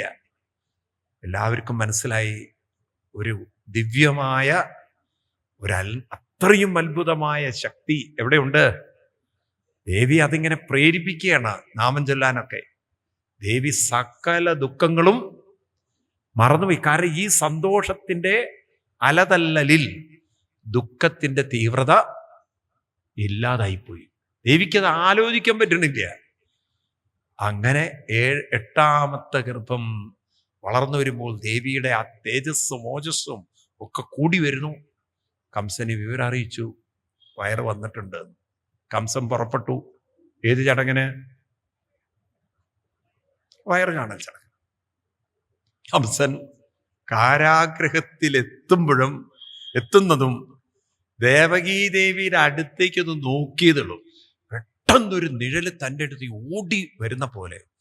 കംസന് ഉൾക്കൊള്ളാൻ പറ്റിയില്ല. അത് ഒരു കറുത്ത നിഴൽ തൻ്റെ നെഞ്ചിലേക്ക് അടിക്കുന്ന പോലെ വന്ന ഒരു ചിന്ത. കംസൻ ജീവനും കൊണ്ട് ഓടി. ഇങ്ങോട്ട് മര്യാദയ്ക്കൊക്കെ അഹങ്കാരത്തിലാണ് വന്നത്. ഭീരുവിനെ പോലെ അവിടുന്ന് ഓടിയുന്ന. അതിനുശേഷം കംസൻ എങ്ങോട്ട് നോക്കുമ്പോഴും പെട്ടെന്ന് തൻ്റെ നേരൊരു നിഴൽ, ഹരി എന്ന് പറഞ്ഞു, അറിയാതെ പറഞ്ഞു പോവുക. ആ കറുത്തൊരു നിഴല് കാണും, ഹരി ഹരി എന്ന് അറിയാതെ പറഞ്ഞു പോവുക. ആസീന സംവിശൻ തിഷ്ടൻ ഭുഞ്ചാന പരിണന്മഹിം ചിന്തയാനോ ഹൃഷീകേശം. അങ്ങനെ ഭഗവാനെ കാണാൻ തുടങ്ങി. നിഴൽ രൂപത്തിൽ ഭഗവാനെ കാണാൻ തുടങ്ങിയ ആളാണ് ആര്? കംസൻ.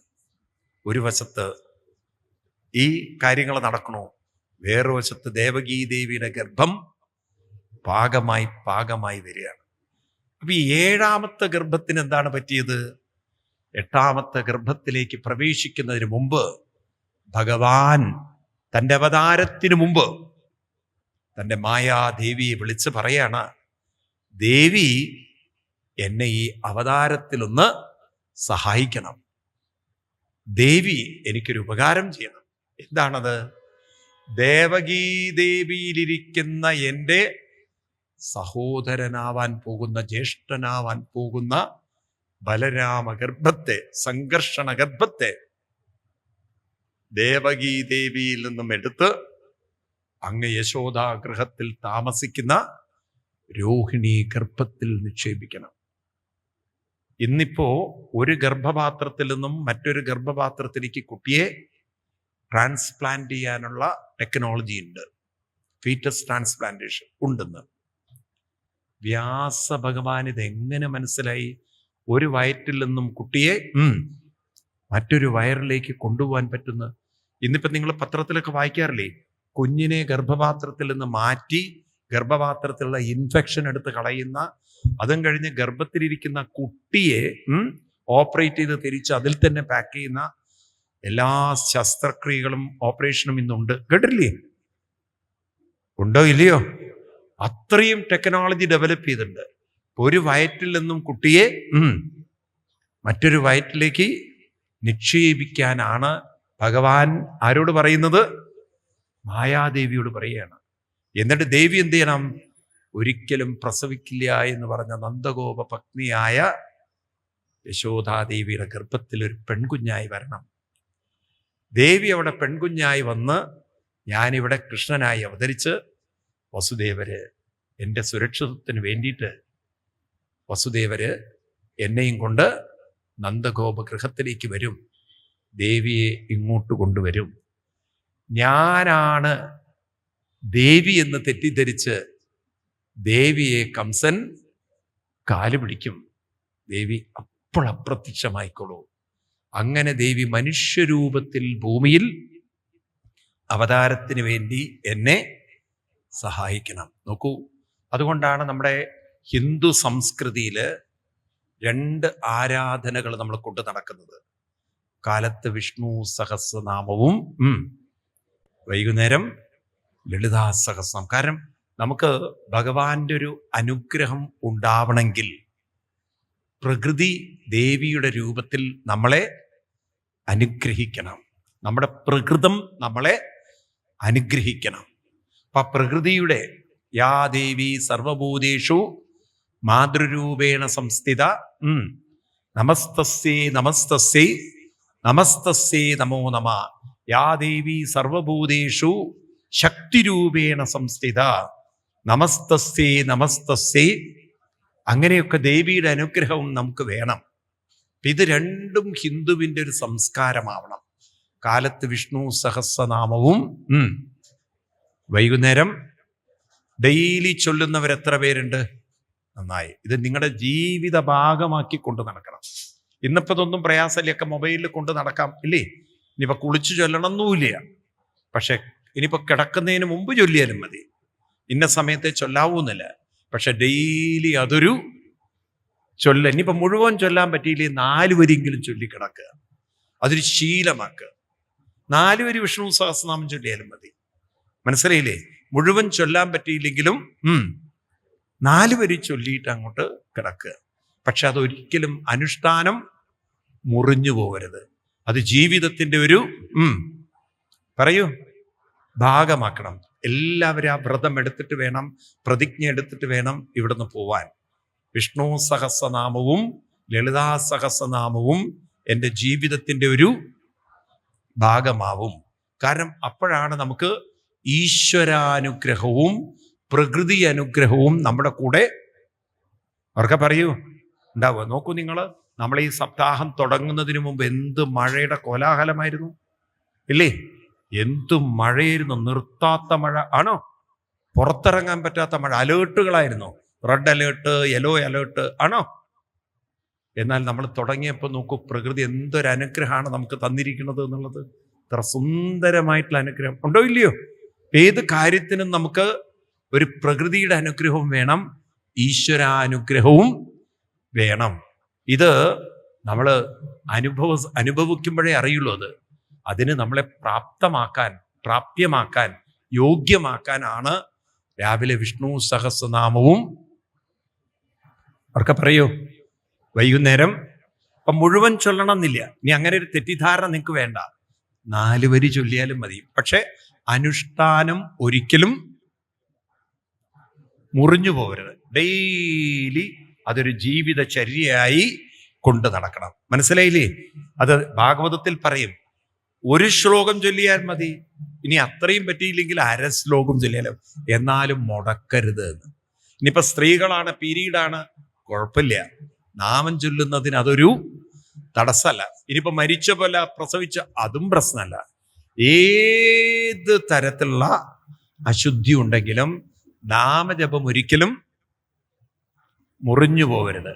അതങ്ങനെ അനസ്യൂതം ജീവിതത്തിന്റെ ഒരു ഉറക്കെ പറയൂ, ഭാഗമാവണം. കേട്ടുവോ നിങ്ങള്? കേട്ടു എല്ലാവരും? അപ്പൊ എല്ലാവരുടെയും ജീവിതത്തിൽ വിഷ്ണു സഹസ്രനാമവും ഇത് കുട്ടികളൊക്കെ ചൊല്ലണം. 4 വരി. ഇനി ശനി ഞായറൊക്കെ സമയം കിട്ടുമല്ലോ, അപ്പൊ പിന്നെ മുഴുവൻ ഇരുന്ന് ചൊല്ലാം. അങ്ങനെ ശീലമുണ്ടാക്കി വെക്കണം. ഇങ്ങനെ ഭഗവാൻ ദേവിയോട് പറഞ്ഞ് ആ ദേവിയെ പറഞ്ഞയക്കുന്ന രംഗം ഭാഗവതത്തിലെ 10-ാം സ്കന്ധത്തിൽ 2-ാം അധ്യായത്തിൽ നമുക്ക് കാണാം. 7, 8 തുടങ്ങിയുള്ള ശ്ലോകങ്ങള്. ഇവിടെയാണ് ഭഗവാൻ ദേവിക്ക് സഹസ്രനാമങ്ങളൊക്കെ കൊടുക്കുന്നത്. അപ്പൊ നമ്മൾ ലളിതാ സഹസ്രനാമം ശരിക്കും അഗസ്ത്യ മഹർഷി എഴുതി എന്നാണ് പറയുന്നത്. പിന്നീടാണ് ബ്രഹ്മാണ്ഡ പുരാണത്തിൽ അതൊക്കെ വരുന്നത്. അതിന്റെ ഒറിജിനൽ അഗസ്ത്യ മഹർഷിയാണെന്നാണ് പറയുന്നത്. ഏതായാലും ദേവിക്ക് പേര് കൊടുക്കുന്ന ഭഗവാൻ ഗച്ഛദേവി വ്രതം ഭദ്രേ ഗോപഗോപീലലങ്കൃതം രോഹിണീ വസുദേവസ്യ ഭാര്യാസ്തേ നന്ദഗോകുലേ അന്യാം ചകം സസംവിഘ്നാം വിവരേഷു വസന്തി ദേവക്യാ ജഡരേ ഗർഭം ശേഷാഖ്യം ധാമമാമകം തൽ സന്നിഗൃഹ്യ രോഹിണ്യാ ഉദരേ സന്നിവേശയാം.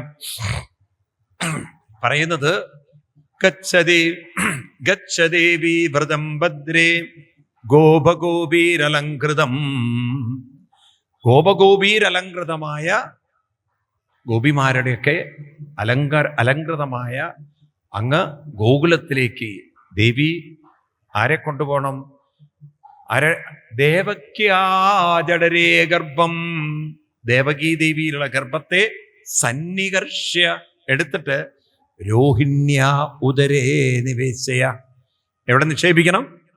രോഹിണി ദേവിയിൽ കൊണ്ട് നിക്ഷേപിക്കണം. എന്നിട്ടോ ദേവി അവിടെ നിന്ന് എന്ത് ചെയ്യണം? യശോദാദേവിയുടെ ഗർഭത്തിൽ ഒരു പെൺകുഞ്ഞായി വരണം. ഇങ്ങനെ ദേവി ഭൂമിയിൽ അവതരിക്ക കാരണം ദേവിയെ അർച്ചിഷ്യന്തി മനുഷ്യാസ്തം സർവകാമപരേശ്വരിം ധൂപോപഹാരബലിഭി സർവകാമവരപ്രദം നാമധേയാനി കുർവന്തി സ്ഥാനാനി ച നരാഭുവി ദുർഗേതി ഭദ്രകാളീതി വിജയ വൈഷ്ണവീതി ച കുമുദ ചണ്ഡിക കൃഷ്ണ മാധവീ കന്യകേതി ച മായാ നാരായണീശാനി ശാരദേത്യംബികേതി ച ഗച്ഛദേവി വ്രജം ഭദ്രേ ഗോപഗോപീരലങ്കൃതം. പൂദേവി എന്നെ ഈ അവതാരത്തിൽ അനുഗ്രഹിക്കൂ. ഭഗവാന് പോലും അവതരിക്കാൻ ദേവിയുടെ സഹായം വേണ്ടി വന്നു, ദേവിയുടെ അനുഗ്രഹം വേണ്ടി വന്നു. അപ്പൊ കൃഷ്ണൻ പോലും അവതാരം പൂർണ്ണമാവണമെങ്കിൽ ആര് വേണം? ദേവി വേണം. മനസ്സിലായില്ലേ? അപ്പൊ അങ്ങനെ ആ ദേവിയെ തൊഴുന്ന് നമസ്കരിച്ചു ദേവി പോയി. ഇവിടെ ഭഗവാൻ അവതാരം വന്നു. ഭഗവാൻ ആ ഗർഭത്തിൽ വളർന്നു വരുമ്പോൾ ഒരു ദിവസം ദേവന്മാരെല്ലാം കാരാഗൃഹത്തിലെത്തി എന്നാണ്. അവര് ആ ദേവകീ ദേവിയുടെ ഗർഭത്തെ നോക്കി കംസൻ ശപിക്കാൻ വേണ്ടിയിട്ടാ വയറ് കാണാൻ വന്നത്. ദേവന്മാര് വയറ് കാണാൻ വന്നത് ഭഗവാനെ സ്തുതിക്കാനാണ്. അങ്ങനെ ഗർഭസ്തുതി ഭാഗവത്തിലുണ്ട്. ദേവന്മാര് തൊഴുതുകൊണ്ട് ബ്രഹ്മാദി ദേവന്മാര് പറയും, സത്യവ്രതം സത്യപരം ത്രിസത്യം സത്യസ്യ യോനിം നിഹിതം ച സത്യേ സത്യസ്യ സത്യം വ്രതസത്യനേത്രം സത്യാത്മകം ത്വാം ശരണം പ്രപന്ന. എന്താ പറയണത്? ഭഗവാൻ സത്യവ്രതനാണ്, സത്യപരനാണ്, ത്രിസത്യമാണ്. സത്യസ്യ യോനിയാണ്, നിഖിലം സത്യമാണ്, സത്യനേത്രം കൊണ്ട് കാണാൻ സാധിക്കുന്നവനാണ്, സത്യാത്മകനാണ്. 8 സത്യം എന്നുള്ള വാക്കാണ് ഈ ഒരു ശ്ലോകത്തിൽ ഉപയോഗിച്ച്. എത്ര? സത്യവ്രതം, സത്യവ്രതം, സത്യപരം, ത്രിസത്യം, സത്യസ്യ യോനിം, നിഹിതം ച സത്യേ, സത്യസ്യ സത്യം, ഋതസത്യനേത്രം, സത്യാത്മകം ത്വം. സത്യാത്മകം. അപ്പൊ എത്രേ? 5 3 എത്രേ? 8 സത്യം. ഈ സത്യം എന്ന വാക്കിനൊക്കെ വലിയ അർത്ഥമാണുള്ളത്. നിങ്ങൾ ആരെങ്കിലും വായിച്ചിട്ടുണ്ടോ അറിയില്ല, പണ്ഡിറ്റ് ഗോപാലൻ നായരുടെ ഒരു പുസ്തകമുണ്ട്, the complete commentary of Srimad Bhagavat. ആരെങ്കിലും കണ്ടിട്ടുണ്ടോ പുസ്തകം? കണ്ടിട്ടുണ്ടോ? ഗുരുവായൂർ ദേവസ്വത്തിൽ നടക്കണത്. അതൊരു ഗംഭീര അസറ്റാണത്. പണ്ഡിറ്റ് ഗോപാലൻ നായർ കേരളത്തിൽ ജീവിച്ച ഒരു മഹാപ്രതിഭയായിരുന്നു. ആര്? ഡോക്ടർ എസ് രാധാകൃഷ്ണൻ ഭാരതത്തിന്റെ പ്രസിഡന്റായി. അദ്ദേഹം ഒറ്റപ്പാലത്തൊരു ഫംഗ്ഷന് വന്നു, പ്രസിഡന്റ്. അദ്ദേഹം പറഞ്ഞു, I want to see Pandit Gopalan Nair. ഇദ്ദേഹത്തിന് ആരോ പറഞ്ഞു കൊടുത്തിരുന്നു ഇദ്ദേഹത്തിന്റെ പ്രതിഭയെക്കുറിച്ച്. അദ്ദേഹം ആ പണ്ഡിറ്റ് ഗോപാലൻ നായരുടെ വീട്ടിൽ പോയി ഇന്ത്യൻ രാഷ്ട്രപതി നീണ്ടു നിവർന്ന് നമസ്കരിച്ചു ആ പ്രതിഭയ്ക്ക് മുമ്പിൽ. ഒരു കാലഘട്ടത്തിൽ ഗുരുവായൂർ അമ്പലത്തിൽ ആളുകളൊന്നുമില്ലാത്ത, എപ്പോഴല്ലേ ഗുരുവായൂരപ്പൻ തിരക്കും ബഹളമൊക്കെ ചെയ്ത്, അന്ന് അവിടെ വന്ന് ഈ രചിച്ച ഭാഗവതത്തിലെ കാര്യങ്ങൾ മറ്റുള്ളവർക്ക് പറഞ്ഞു കൊടുത്ത ഒരു പ്രതിഭയായിരുന്നു ആര്? പണ്ഡിറ്റ് ഗോപാലൻ നായർ. മനസ്സിലായില്ലേ? അന്ന് അദ്ദേഹത്തിന്റെ പുസ്തകം ആരും മേടിക്കാനുണ്ടായിരുന്നില്ല എത്ര. കാരണം ആളുകൾക്ക് ഭാഗവതത്തെക്കുറിച്ചൊന്നും, 18,000 ശ്ലോകമുള്ള ഭാഗവതത്തിന് 8 വോള്യത്തിൽ കമന്ററി എഴുതിയ മഹാനാണ് ആര്? ഞങ്ങളൊന്ന് ആലോചിച്ച് നോക്കും. ഈ ഒരൊറ്റ ശ്ലോകത്തിന് 7 പേജുകളാണ് അദ്ദേഹത്തിന്റെ കമന്ററി. ലെഫ്റ്റും റൈറ്റും കോട്ട് ചെയ്തിരിക്കുകയാണ് ഉപനിഷത്തുക്കള്. വായിക്കേണ്ട ഒരു പുസ്തകമാണ് നിങ്ങൾ. മനസ്സിലായില്ലേ? അപ്പം അതുകൊണ്ട് ഞാനിത് പറയുമ്പോൾ ഈ ഒരു ശ്ലോകം അങ്ങനെ ഇങ്ങോട്ട് വായിച്ചു പോകുന്ന ശ്ലോകമല്ല. ഇതിൻ്റെ അകത്ത് വലിയ അറിവുകൾ ഒളിപ്പിച്ചു വെച്ചിട്ടുണ്ട്. അതാണ് അതിൻ്റെ ഒരു മഹത്വം എന്ന് പറയുന്നത്. ആരെങ്കിലും കണ്ടിട്ടോ പണ്ഡിറ്റ് ഗോപാലൻ നായരുടെ പുസ്തകം? ഉണ്ടോ? ഇപ്പം കിട്ടാൻ വലിയ പാടാണത്, ഭയങ്കര ബുദ്ധിമുട്ടാണത്. അതൊക്കെ ഇപ്പം ഔട്ട് ഓഫ് പ്രിൻ്റായി മാറിപ്പോയി. കാരണം അത്രയും ഡിമാൻഡ് വന്നു, ആളുകൾക്കൊക്കെ അത് വേണം. മനസ്സിലായില്ലേ? ഞാൻ ഈ ഭാഗവതത്തിലേക്കൊക്കെ വരുന്നത്, എനിക്കൊരു പ്രൊഫസർ, ഒരു ഗോപിനാഥ് ജി ഉണ്ട്. അദ്ദേഹം ഈ 8 വോള്യങ്ങൾ കൊണ്ടുതരികയാണ്. ഞാൻ അങ്ങനെയാണ് ആ ഭാഗവതത്തെ കൂടുതലൊന്ന് ഡെപ്തിലൊക്കെ ഒന്ന് പഠിക്കാൻ ശ്രമിച്ചത്. എന്നാൽ 108 ദിവസം എറണാകുളത്ത് എനിക്ക് ഈ കരയോഗത്തിൽ ഈ 108 ദിവസം പ്രഭാഷണം. അതാണ് നിങ്ങൾ ഏഷ്യാനെറ്റിലൂടെയൊക്കെ കണ്ടിട്ടുണ്ടാവുക. പലരും ഏഷ്യാനെറ്റിൽ കണ്ടിരുന്നോ? അപ്പം അന്ന് ഇത്രയൊക്കെ 108 ദിവസം ഞാനത് എങ്ങനെയാ പറയുക? എനിക്ക് പറയാൻ അത്രയ്ക്ക് സ്റ്റഫ് വേണ്ടേ? അപ്പം അത് പഠിക്കണം കൂടുതൽ. അപ്പോഴാണ് എനിക്ക് ഒരു പ്രൊഫസർ ഉണ്ടായിരുന്നു, അദ്ദേഹം ബുക്ക് 8 വോള്യം എൻ്റെ കയ്യിൽ കൊണ്ടു തന്നിട്ട് പറഞ്ഞു, ഇറ്റ് ഈസ് ദെയർ. അപ്പം അങ്ങനെ അത് റഫർ ചെയ്തിട്ടാണ് ഈ ഭാഗവതമൊക്കെ ഞാൻ നിങ്ങളോടിപ്പോൾ പറയുന്നത്. അപ്പം ഞാനിതൊക്കെ പറയുമ്പോൾ നിങ്ങൾ വിചാരിക്കേണ്ട എൻ്റെ ഉള്ളിൽ വലിയൊരു അറിവൊക്കെ ഉണ്ടെന്ന്. ഞാൻ ഈ പുസ്തകമൊക്കെ മനസ്സിലാക്കിയിട്ടാണ് നിങ്ങൾക്ക് പറഞ്ഞു തരുന്നത്. അപ്പം അതിൻ്റെ ഉള്ളിൽ കിടക്കുന്ന സാധനം എത്രയുണ്ട് നോക്കൂ നിങ്ങൾ. ഞാൻ ഈ പറയണമൊക്കെ അതിൻ്റെ ഒരു അംശമേ ആയിട്ടുള്ളൂ, ഇനിയും കിടക്കുകയാണ്. അതുകൊണ്ട് സമയം കിട്ടുമ്പോഴൊക്കെ ഇത്തരം പുസ്തകങ്ങളൊക്കെ ഒന്ന് മറച്ച് വായിച്ചു പഠിക്കണം. കാരണം നമ്മളാരും അങ്ങനെ സംസ്കൃതം പഠിച്ചവരല്ല, ആണോ? അപ്പം ഇതൊക്കെ കുറച്ച് വായിക്കുമ്പോൾ നമുക്ക് സംസ്കൃതം വായിക്കാതെ തന്നെ അതിൻ്റെ ഒരു അർത്ഥം മനസ്സിലാവും. ഏതായാലും ഇവിടെ ഭഗവാൻ ദേവിയെ പറഞ്ഞയച്ചു, ദേവന്മാർ വന്നു സ്തുതിച്ചു. പറയണ ഭഗവാനെ, അവിടെ നിന്ന് എല്ലാവരുടെ ഉള്ളിലും ഉണ്ടെങ്കിലും ആ ഉള്ളിലുള്ള അങ്ങയെ കിട്ടണമെങ്കിൽ, ഭഗവാനെ നമുക്ക് പിടികിട്ടണമെങ്കിൽ അതിലെന്ത് വേണം? ശൃണ്വൻ സുഭദ്രാണിരതംഗമാ ത്വയ്യംബുജക്ഷാഖില സത്വദാംനി സമാധിനാവേശിതചേതസൈകേ ത്വൽപാദബോധേന മഹത്കൃതേന കുർവന്തി ഗോവത്സപദം ഭവാബ്ദിം. ഞാൻ വായിക്കുന്നത് ശ്രീമദ് ഭാഗവതത്തിലെ ദശമസ്കന്ധത്തിലെ 2-ാം അധ്യായത്തിലെ 30-ാം ശ്ലോകം.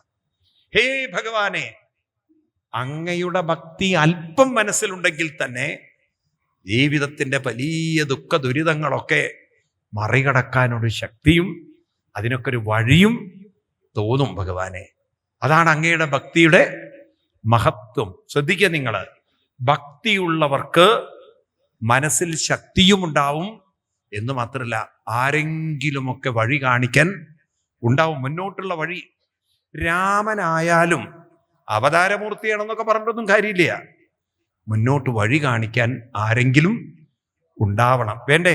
ശബരീദേവി പറഞ്ഞതനുസരിച്ചിട്ടാണ് ശ്രീരാമസ്വാമി സുഗ്രീവനുമായി സഖ്യമുണ്ടാക്കുന്നത്. ആണോ അല്ലയോ? വാത്മീകി മഹർഷിയോട് ചോദിക്കുകയാണ്, മഹർഷേ, ഞാൻ എവിടെയാണ് താമസിക്കേണ്ടത്? അങ്ങനെയാണ് ചിത്രകൂടം കാണിച്ചു കൊടുക്കുന്നത്. ആണോ അല്ലയോ?